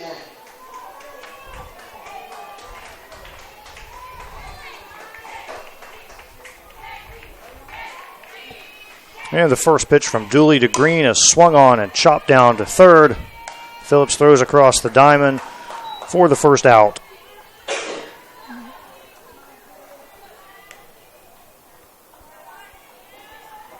And up steps Zierra Floodman, the Moccasin catcher.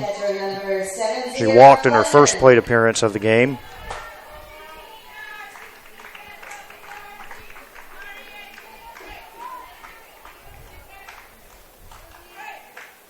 Here's Dooley's delivery to Floodman, and that's popped up into shallow center. A trio of Spartans closing in on it, and it's caught by the second baseman, Erica Matic.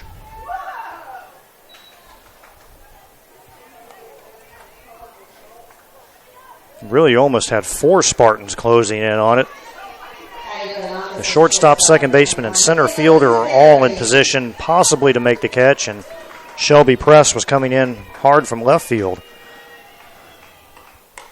And Michaela Dewberry fouls the first pitch she sees into the backstop and is down on the count 0-1.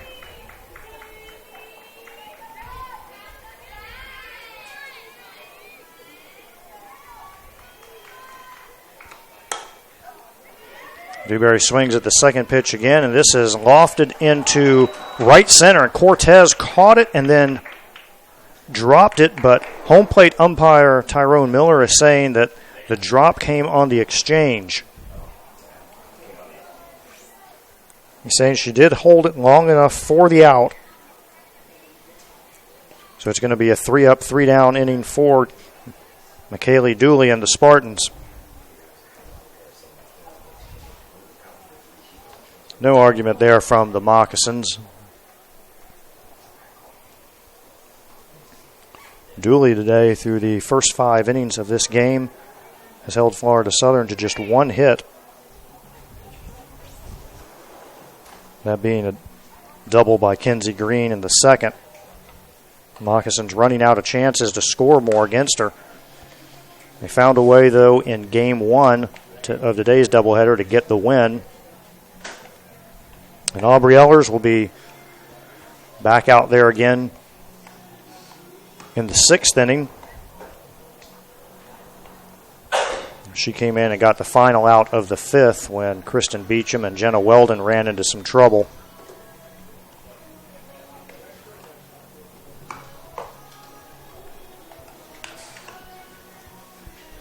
And even though Ellers last night gave up some hits in her starting performance, I think 11 hits, she gave up just one earned run. There were a couple of errors last night that created some problems for Florida Southern. And then Ellers was fantastic in relief earlier today. She's off to a good start in this one. Overall, had a pretty good weekend for Florida Southern. A junior college transfer from Hillsborough Community College over in Tampa. And she will be facing Shelby Press to start the top of the 6th inning. The Tampa left fielder, and the first pitch is a ball. Press 1 for 2 in this game with a double, hitting .323. It's a swing and a miss, and count evens at 1-1.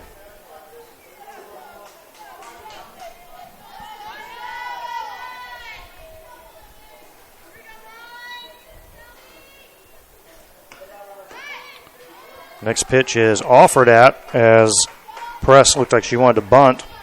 Tyrone Miller says yes, she did, and it's 1-2.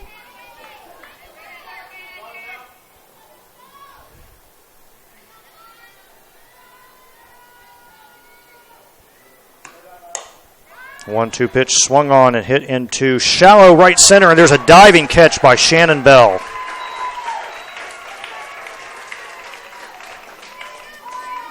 Yet another amazing play by one of the Moccasin outfielders that we've seen over the last 2 years.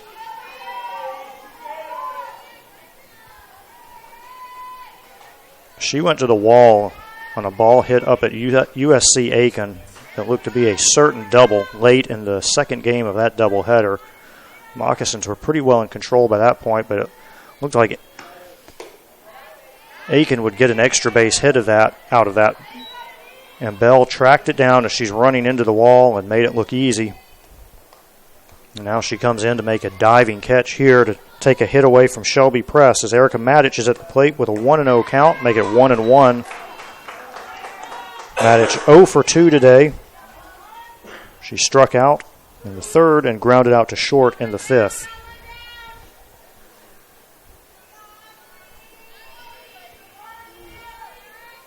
Here's the 1-1, swung on and missed, and it's 1-2.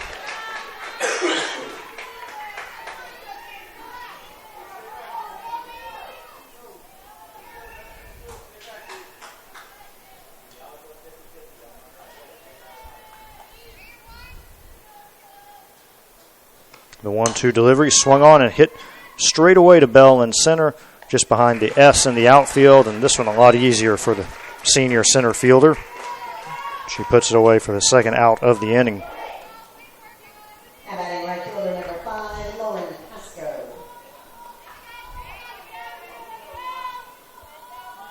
Bell with 5 putouts in today's game. Pretty busy day. Lauren Pasco now at the plate for the Spartans, takes ball 1.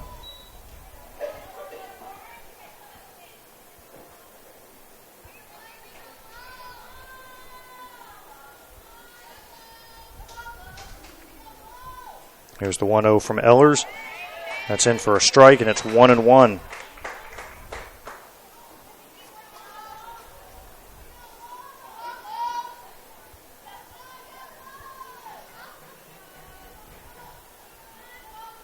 The 1-1 pitch. That's in for strike 2. Pasco 1 for 1 with a sacrifice in today's game, has her average up to 400.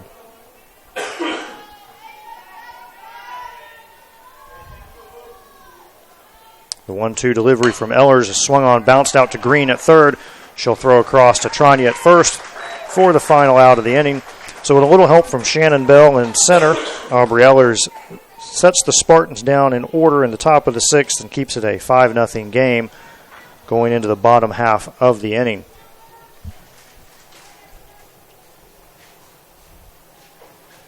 The Moccasins knew exactly what they were getting when they signed Shannon Bell. Well, it's been 2 years ago now, prior to her sophomore year at Hillsborough Community College. I mean, she was an all-Sunshine State Conference outfielder for the Moccasins last year. Prior to that, a 2-year starter for the Hawks at HCC.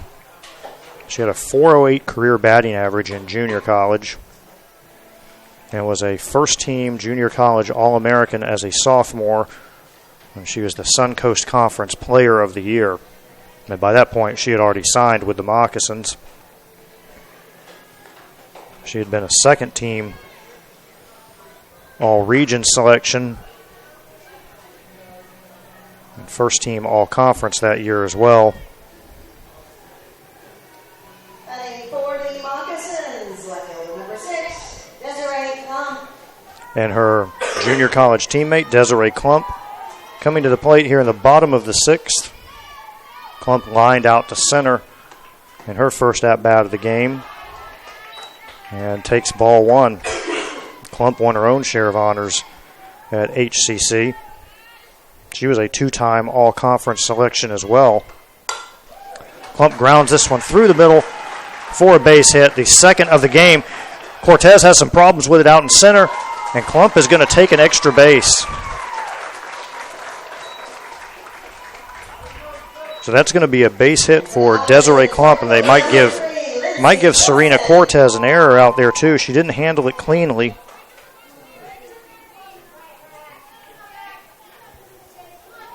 And it's going to put a runner at second for Lindsey Wilson. We'll see exactly how it scored. But regardless, Klump is at second with none out, and that ball is looped into left center by Lindsey Wilson. And now the throw that comes into third bounces away and heads over to the dugout, and Wilson, who has taken second on the throw,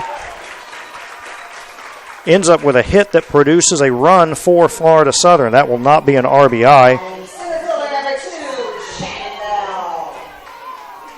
Wilson wasting no time looping that hit into shallow left center. Desiree Klump scores on the play. It will be an error. Shannon Bell now batting, fouls the first pitch up against the screen.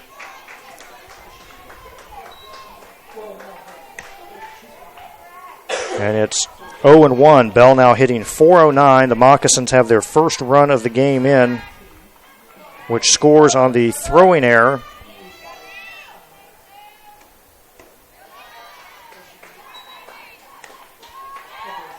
And it's now 1-1.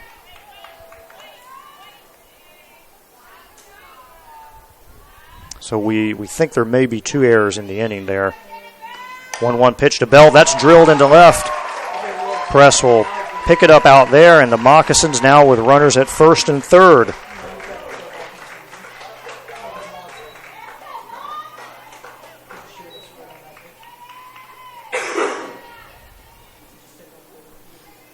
And that's going to bring Leslie Cantor out to the pitching circle to talk to Dooley.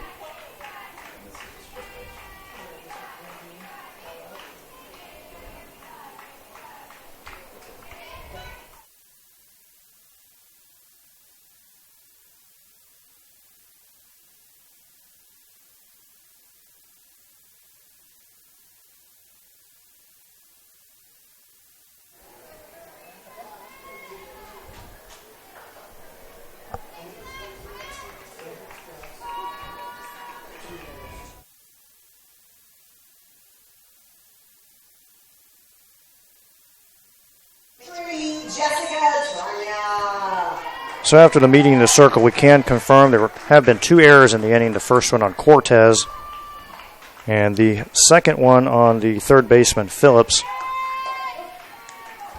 As Jessica Trania steps in and takes a strike.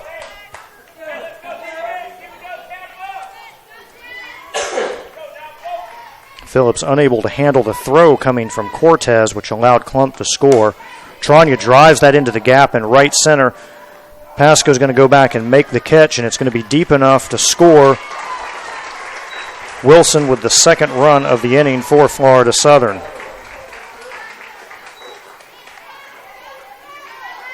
Heading down to the Moccasins, second baseman number 1, Alex Mace. So Florida Southern now with 2 runs here in the inning, and Alex Mace batting. Shannon Bell still at first. Mace 0 for 2 in this game. Ball is high for ball 1. So credit Jessica Trania with a sacrifice fly and an RBI that scores Lindsey Wilson.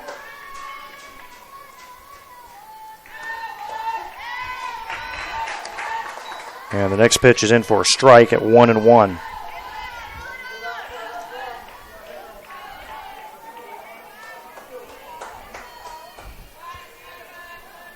Moccasins not going out quietly here. Mace fists that down to first baseman. Oh, I don't know if that was a good idea or not. Hit it down to the first baseman. Emily Jansen wasn't hit all that hard, and she tried to go to second for the out and was not able to get Shannon Bell. That'll just go as a straight fielder's choice. And for the Moccasins, number 4, Jenna Weldon. So no hit, no error. And it will give the Moccasins runners at first and second for Jenna Weldon, who is back in her role as the DP.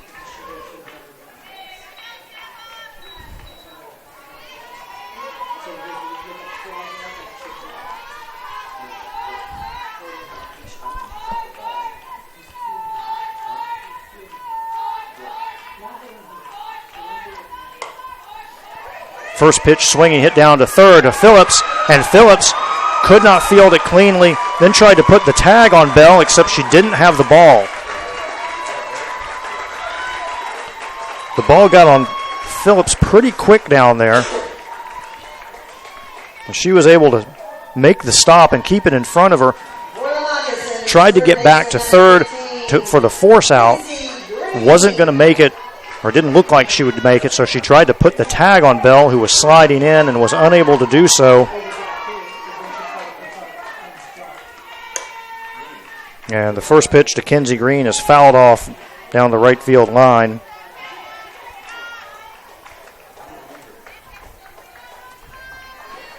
So that's going to go as an infield hit for Weldon. And the Mocs have the bases loaded with 1 out. And Weldon has now fouled another, or I should say Green has now fouled another pitch away.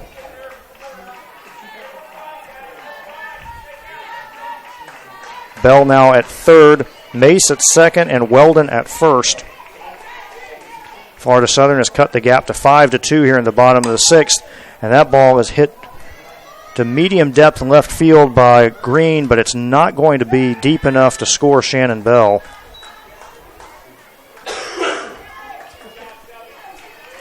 And that's the second out of the inning. Now for the Moccasins, catcher number 7, Zierra Floodman. Zierra Floodman now steps in. 0 for 1 today. She walked and popped up to second. Floodman swings at the first pitch and drives it into the gap in left center. And that might clear the bases. 1 run is already in. Here comes the second run. Racing around third to score the tying run is Jenna Weldon. And the game is tied at 5. Zierra Floodman coming up with a big hit for the Moccasins. A bases clearing double. And that is going to knot the game at 5 apiece. Shortstop number 21, Michaela Dewberry.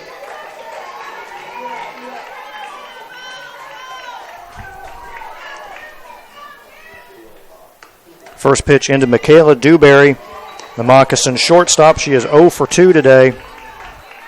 She takes ball 1.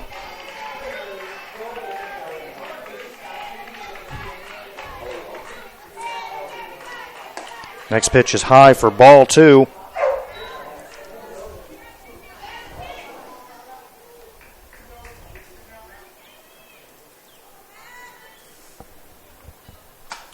And play has been stopped while Michelle Lovell, one of the Moccasins' assistant coaches, is out to talk to Tyrone Miller. And they are going to run for Floodman now at second base. That will be Jordan Shepard, making her second appearance of the year. Floodman does represent the go-ahead run here in the bottom of the sixth inning, and Dewberry is ahead in the count 2-0. And Dewberry hits one up the middle, and a diving catch by Erica Matic behind the bag. What a play by the Tampa second baseman. That looked surely to be an RBI single for Michaela Dewberry, and Matic laid out behind the bag for the catch and gets the final out of the inning. But in the bottom of the sixth, Florida Southern scores 5 runs. There were 5 hits. There were 2 errors and 1 runner left on base.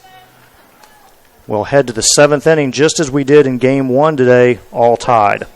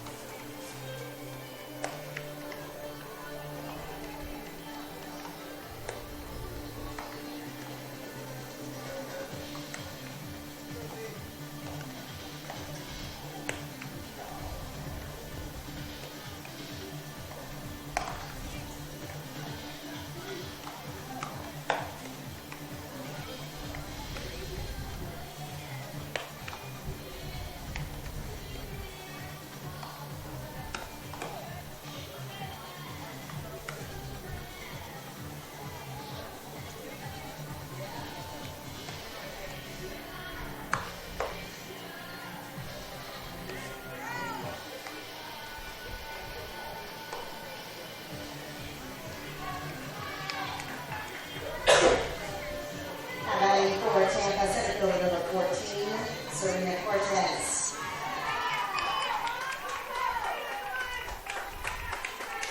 So leading off the top of the 7th inning for the Spartans will be the center fielder, Serena Cortez, who is 1 for 3 today with a single and a run scored. And takes the first pitch for a strike. So with that 5-run uprising in the bottom of the 6th, it gives Aubrey Ellers a chance to earn her second win of the day. If she can keep the Spartans off the board and the Moccasins can score in the bottom of the 7th or at some point today. That pitch is popped up on the infield. Kenzie Green calls for it and makes the catch. And the first out in the 7th inning is in the books, bringing up Christina Clawberg, who is 1 for 3 in this game with an RBI single.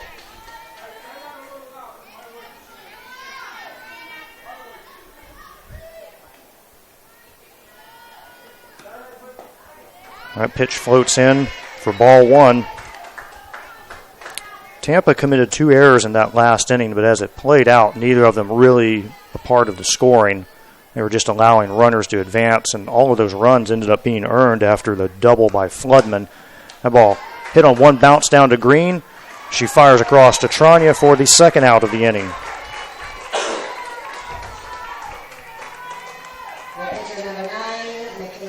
Those 2 errors in the bottom of the 6th coming from the center fielder Cortez for allowing an extra base, and the third baseman Phillips for allowing a run to score when she couldn't handle a throw from the outfield.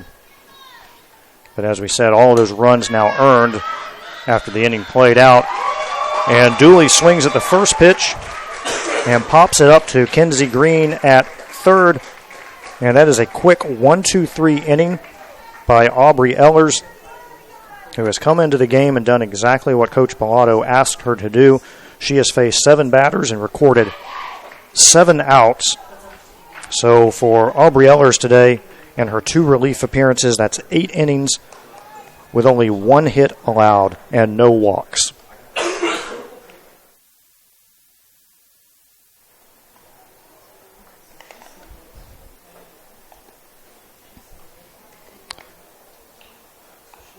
So we will go to the bottom of the 7th inning, tied at 5.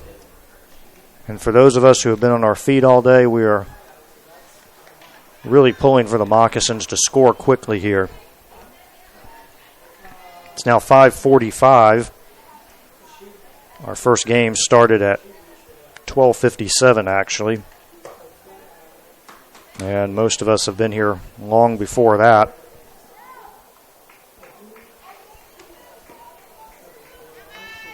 But it will feel good for most of the people in attendance today if the Moccasins end up rallying for this win.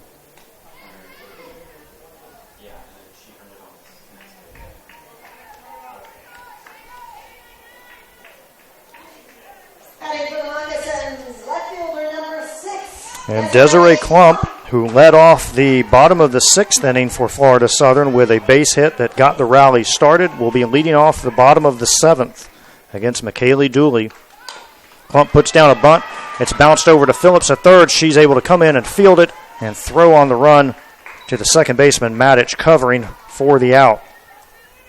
Good thought by Desiree Klump with her speed, thinking she can beat that out. But it was played nicely by Bailey Phillips coming in from third, and Lindsey Wilson will step to the plate now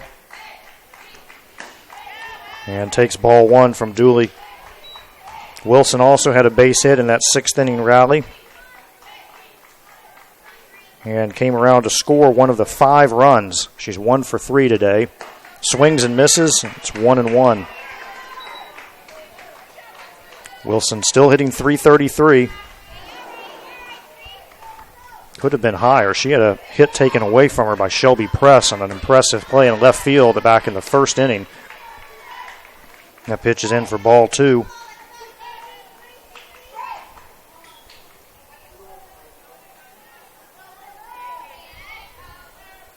Wilson ahead 2-1, chops that over to Matic at second. She underhands it over to Jansen at first. And that's the second out of the inning. And it brings up Shannon Bell, who drove in the game-winning run in extra innings in Game 1 And in this game, she is 1 for 3 with a single and a run scored, which also came in the 6th inning.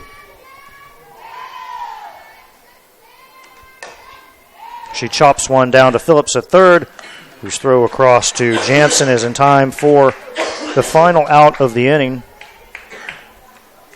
And the Moccasins go down in order. So we will have our second extra inning game of the day.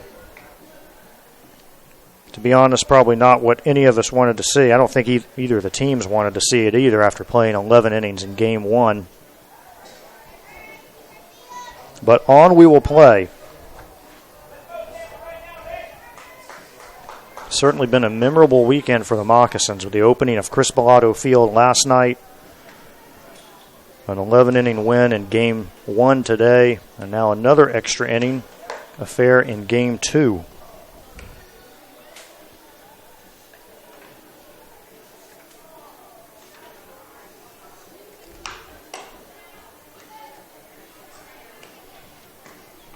So going back to last year, this being the third time in the last 6 games that these two teams have ended up in extra innings.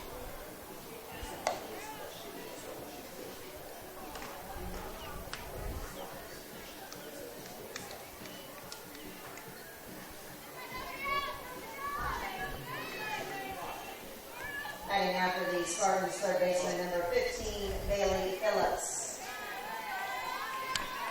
And Bailey Phillips will be leading off for the Spartans in the top of the 8th. Freshman hitting .310 now on the season. Looking for a first hit in this game. First pitch from Ellers is low for a ball. She reached on an error back in the 2nd inning and scored. Also lined out to Bell in center and walked in the 5th inning.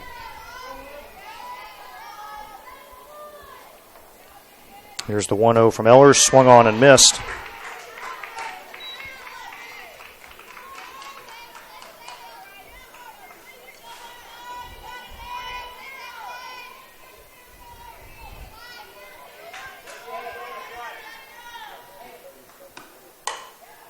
And Phillips lines that one into left field for a leadoff single. And that is the first hit off of Ellers in this game. First base runner against Ellers in this game.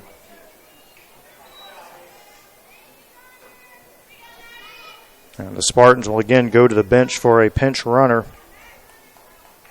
Something they've done frequently today.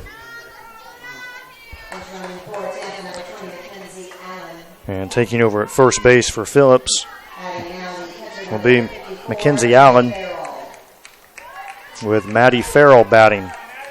Farrell still at 286 after walking in her last plate appearance. She's 1 for 2 in this game with an RBI single back in the 2nd inning.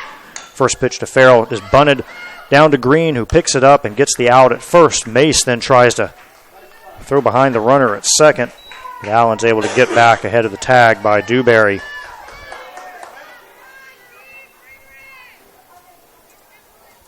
So the successful sacrifice will put a runner in scoring position. And there's going to be a brief conference between Leslie Cantor and Denise Rubio while they discuss what they want to do.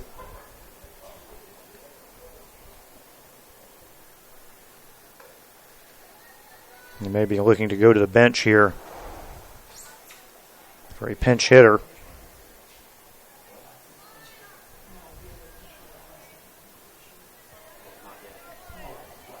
And they are indeed going to send up a new hitter, although she's been in the game the entire game, and that's first baseman Emily Jansen, moving in from the flex position, which you are allowed to do. She will be batting now for the designated player, Taylor Farrell. And Jansen drives one into left center, but Bell was camped under that for the 2nd out of the inning. The flex position can enter the game to hit or run for the designated player at any point, which is what Jansen just did. But it results in the 2nd out of the inning.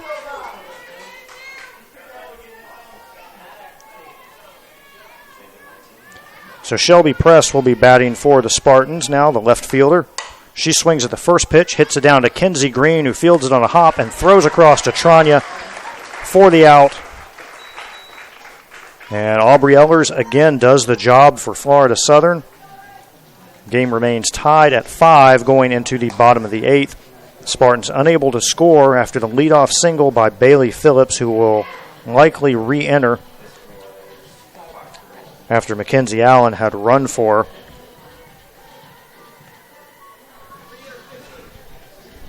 And that is what's happening. Phillips will re-enter.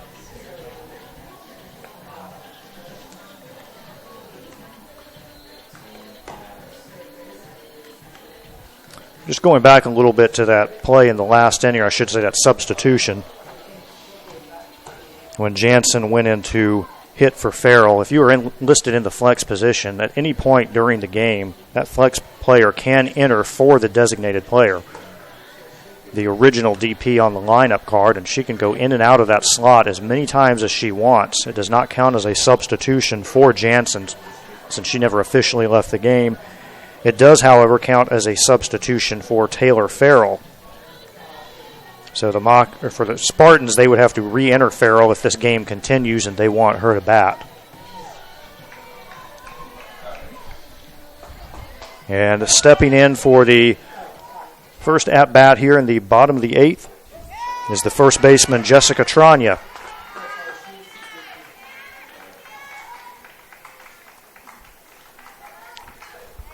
Tranya, after going 3 for 4 in the first game, 0 for 2 in this one, but she does have a sacrifice fly for an RBI.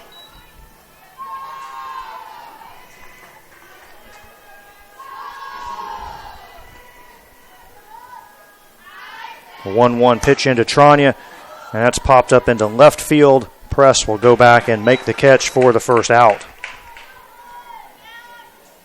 Second baseman number 1, Alex Mace.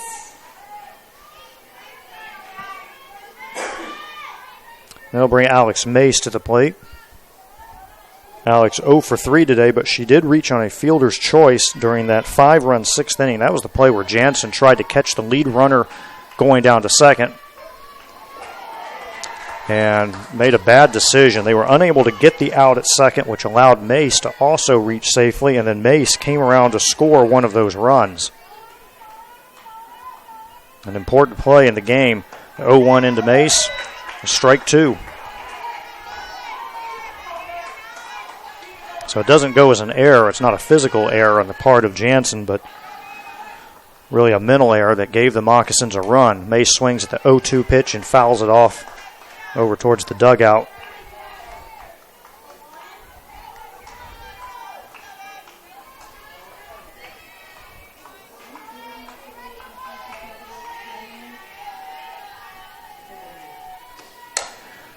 The 0-2 is popped up into shallow center, and Matic is going to go out and make the catch from her second base position. And that will be the second out of the inning. And Jenna Weldon will now come to the plate. She had an infield single as part of the 6th inning. She started the game as the DP, faced a couple of batters as a pitcher, and is now back as the DP. First pitch in this at-bat to Weldon is high for a ball.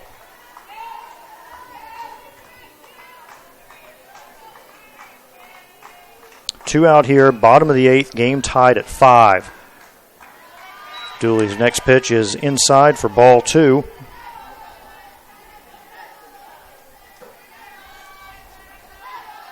Two extra inning games here as part of the doubleheader, and now the count runs to 3-0. What was even better for today's fans, not only did they get 2 extra inning games, they didn't even have to pay to see it. On this opening weekend, the decision was made not to charge admission. And that ball runs inside and hits Weldon. And we'll give the Moccasins a base runner here in the bottom of the 8th. Third baseman number 15, Kenzie Green. And for Dooley, that is the 3rd batter she has hit this season. And it brings Kenzie Green to the plate with a .333 batting average. Green 1 for 3 with a double in this game. First pitch to Green, driven into the gap in left center. Cortez with a diving catch out there. An amazing catch by the Tampa Spartans center fielder to take away what might have been a game-winning hit for Kinsey Green. If she doesn't hold on to that ball, Weldon doesn't have great speed, but might be able to score on that, depending on where that ball landed. Possibly a game-saving catch out there by Serena Cortez in left center. So Weldon ends up stranded at first, and we will play on into the ninth inning.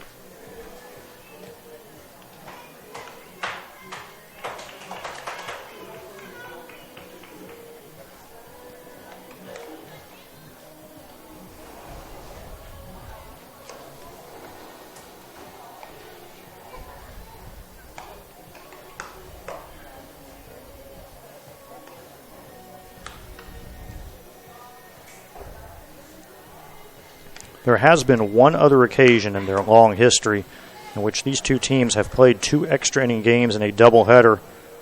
That was back in 2000 at the old Barnett Field. April 1st, 2000, the Moccasins took game 1, 1-0, and the Spartans took game 2, 2-1.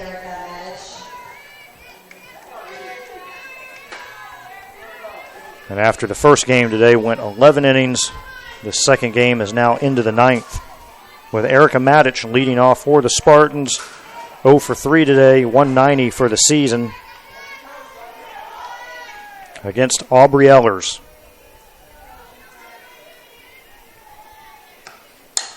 First pitch to Matic is popped up into short left. Desiree Klump calling for it, comes in to make a sliding catch. She called off Dewberry, and that's the first out of the inning.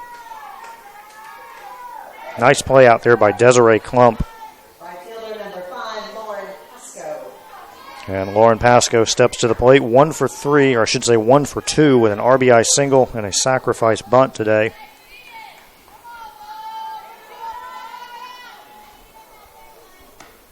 She swings at the first pitch and is down on the count, 0-1. So we're approaching 6 o'clock here. Doubleheader taking 5 hours so far.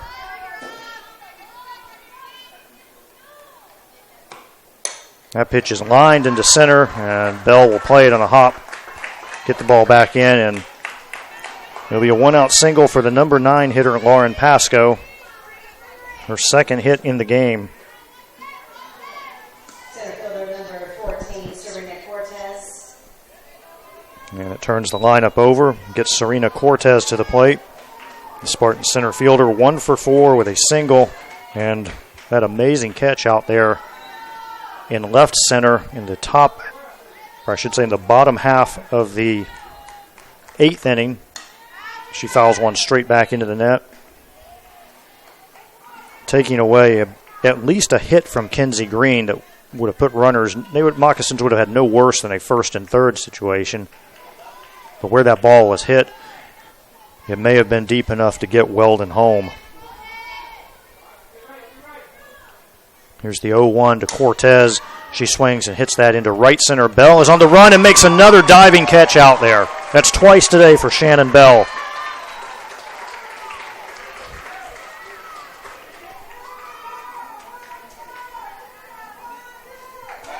Shortstop number 3, Christina Clawberg. We have seen some dazzling defense from Shannon Bell over the last season plus, and that's the second time today she has taken a hit away from a Tampa Spartan with a diving catch there in right center. Christina Clawberg, the shortstop, now batting, takes the first pitch for a strike. I said at the end of last year it was disappointing we didn't have the game footage from every game to put together a highlight reel of Shannon Bell, Desiree Klump, and Michaela Dewberry. And you can throw in Erica Morrissey, who graduated. That ball hit up the middle for a base hit by Clawberg, her second hit of the game. Erica Morrissey, equally adept at third base for the Moccasins the last 2 years. So the Spartans have a pair of hits here in the top of the ninth. Runners at first and second for McKaylee Dooley. Dooley 1 for 4 in this game with an RBI single. Here's the pitch from Ehlers. Just off the plate for ball 1.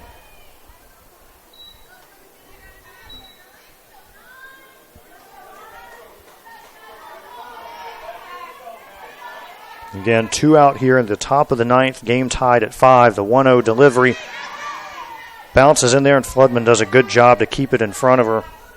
Hold the runners where they are. It's 2-0.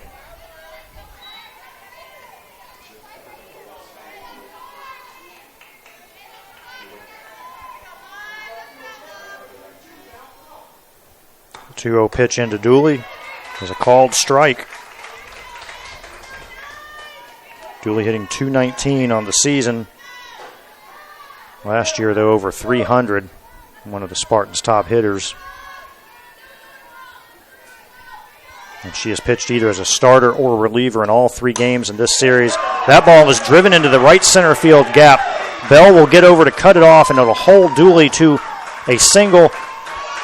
But it is enough to drive in Lauren Pascoe from second with the go-ahead run.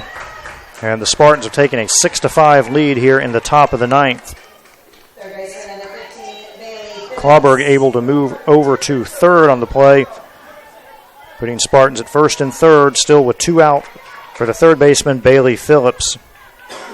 As the second RBI single of the day for McKaylee Dooley, the Tampa pitcher.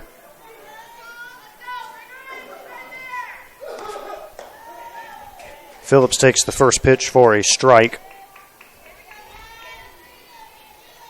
Phillips 1 for 3 with a walk in this game.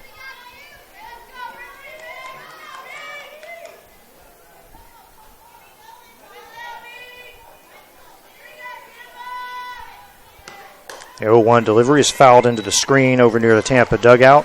It's 0-2.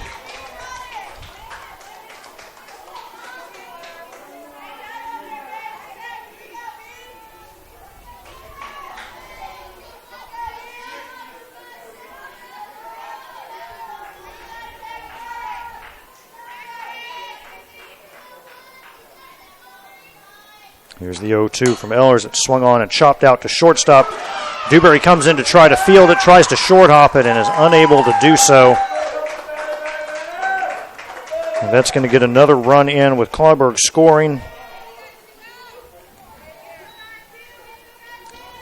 Somewhat of a tough play for Dewberry, but it looked like she was going to make the play. And we think it's going to go as an error on the Moccasin shortstop. But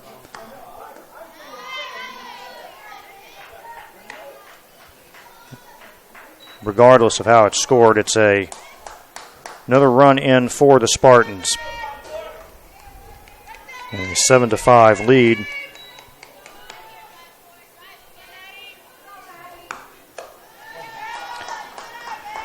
And a pitch outside to Maddie Farrell, and the count is 2-0 on the Spartan catcher.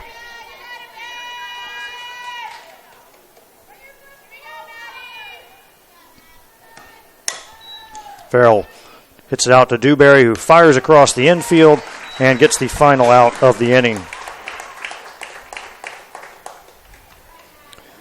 The Spartans, though, end up scoring 2 runs in that inning on 3 hits. It was an error, and they left 2 runners on base. Tampa will take a 7-5 lead into the bottom of the 9th inning.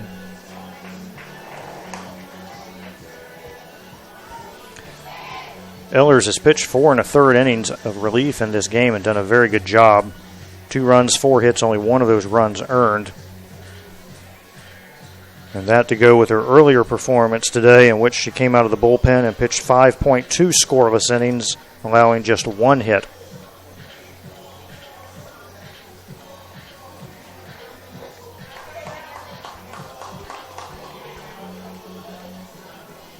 So in the bottom of the 9th, the Moccasins will have the 7, 8, 9 hitters, Sierra Floodman, Michaela Dewberry, and Desiree Klump. coming up to bat.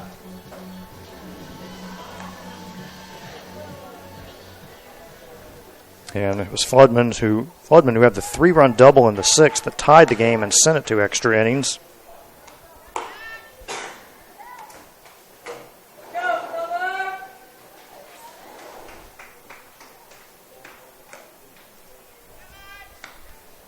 This time she's being asked to just reach base and keep the game going for Florida Southern. Heading out to the Moccasins, catcher number 7, Sierra Floodman.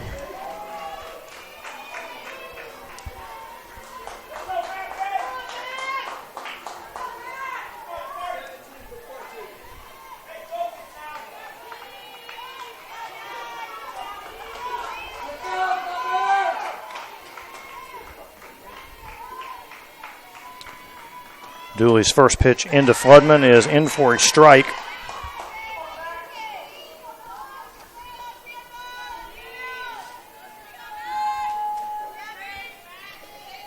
And it's an 0-1 count on the Moccasin catcher, who swings and misses at the next pitch and is down 0-2.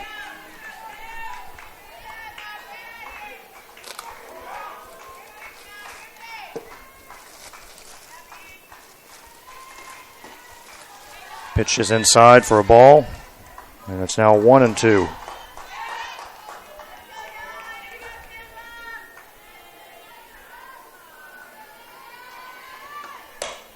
Floodman chops that one out to Clawberg at short. Comes up on her a little bit, but she's able to get the throw off and make the play at first for the first out of the inning. The Spartans have gone to the bench for a defensive substitution here, too, in the bottom of the 9th. Lauren Reyes in the game in center field for Serena Cortez, as Michaela Dewberry steps in and takes ball 1.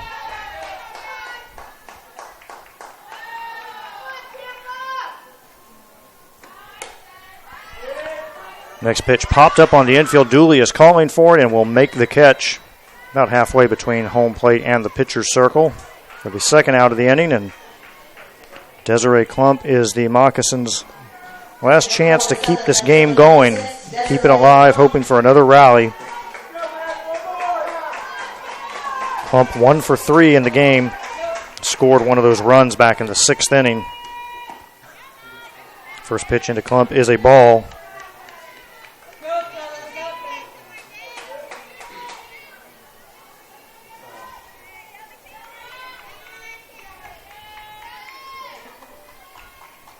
The 1-0 delivery from Dooley is swung on and punched through the left side of the infield for a base hit. Desiree Klump with some clutch hitting in this series. We saw her come through last night with a base hit in the bottom of the 7th, even though the Mocs weren't able to turn that into a run. Part of the 11th inning in which the Mocs scored in Game 1 today and won. Lindsey Wilson takes the first pitch to her outside.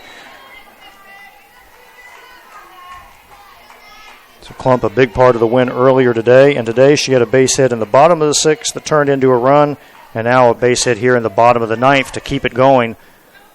Wilson fouls it down the third base line.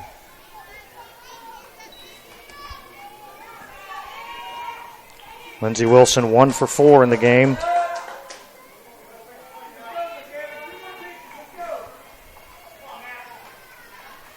And here's the 1-1 delivery. That ball is dropped foul down the third base line, a little bit closer to fair territory. It runs the count to 1-2.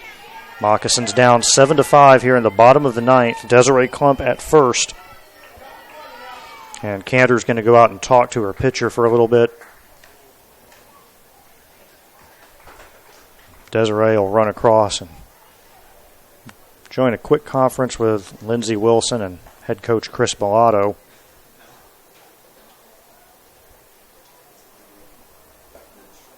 Again, Desiree with some good clutch hitting in this series this week, out of the number 9 spot in the lineup. She had a big second half for the year of the season last year for the Moccasins. Finished at 298 overall. The 1-2 delivery now from Dooley to Wilson, and that's fouled off. And the count will hold at 1-2. Dooley's been pretty efficient in this game. We're in the 9th inning, and she's thrown 88 pitches. Not a high number at all for a 9-inning game. The 1-2, Wilson checks her swing. The Spartans appeal. Brian Serafin on the bases says no, she did not. In fact, Dooley's thrown fewer pitches in this game, in a 9-inning game, than she did last night in her 7-inning complete game. Here's the 2-2. It's low and away. Klump had wandered off the bag at first. Went back, and Maddie Farrell thought she had a shot at her and threw it down there. Probably not a wise decision at this point with a 2-run lead. At this point, that run doesn't mean a whole lot. Lindsey Wilson fouls one into the screen.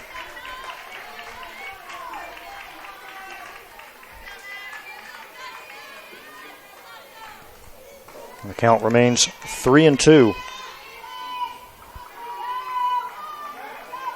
Dooley has not issued, let me correct myself, she has issued a walk in this game, and she's just struck out Lindsey Wilson for the final out of today's second game of the doubleheader. So the University of Tampa comes away with a 9-inning, 7-5 victory. The Spartans end up with 7 hits on 10 runs with 2 errors. The Moccasins score 5 runs on 7 hits. They also make 2 errors. The Spartans leave 7 runners on base. The Moccasins leave 5. We'll go over a couple of the statistical highlights for you in this game. First of all, we have to talk about what a marvelous job Aubrey Ellers did in relief again. Even though Aubrey is going to end up taking the loss in this game, doesn't diminish what she did here today. Following up her 5.2 one-hit scoreless innings in Game 1, in which she was the winning pitcher, she came in and pitched 4.1 innings in the second game today, gave up 4 hits and 1 earned run, even though she'll take the loss here in this one. For Aubrey Ellers, that's a total of 10 innings today, in which she allowed just 5 hits, 2 runs, only 1 earned, and she did not walk a batter. She will, however, take the loss, falling to 1-3. And on the Tampa side of it, McKaylee Dooley ended up with another complete game, her second of the series, went all 9 innings, gave up 5 runs on 7 hits, struck out 2, and walked 1. And that win will improve her record to 5-5 on the season. She got the decision in all 3 games of this series. She was the winning pitcher last night, the losing pitcher in relief today, and then the winning pitcher again in Game 2 of this one. Some of the offensive highlights for Florida Southern. Of course, the 3-run double by Zierra Floodman that tied the game in the bottom of the 6th inning. Floodman 1 for 3 with 3 RBIs. She also walked once. Desiree Klump had 2 hits in Game 2 for the Moccasins, while Lindsey Wilson, Shannon Bell, Jenna Weldon, Kenzie Green, and of course Floodman all had 1. For the University of Tampa, Spartans with 10 hits in this game, and they got 2 apiece from Christina Clawberg. She had one of the 3-hit games last night. Dooley, in addition to being the winning pitcher, had 2 hits and 2 RBI. Maddie Farrell, the Tampa catcher, drove in a pair of runs today with 1 hit. And the number 9 hitter, Lauren Pasco, had a pair of hits and drove in 1 run as well. So again, Tampa takes 2 out of 3 in this weekend series. Both games today go extra innings, all 3 games. Close games, could have gone either way, but it's Tampa taking 2 out of 3. So the Moccasins will fall to 4-3 on the season. They won't have to wait too long for their next games. They'll have a non-conference doubleheader here on Tuesday at 5 p.m. against Western Ontario. It doesn't get any easier for the Moccasins. The Mustangs are the Canadian national champions and have won 5 national champions in that country, and they'll be making the trip to Florida this week. So again, we invite all of you to join us on Tuesday for another Florida Southern Moccasin doubleheader that will get underway at approximately 5 p.m. Thank you all for listening.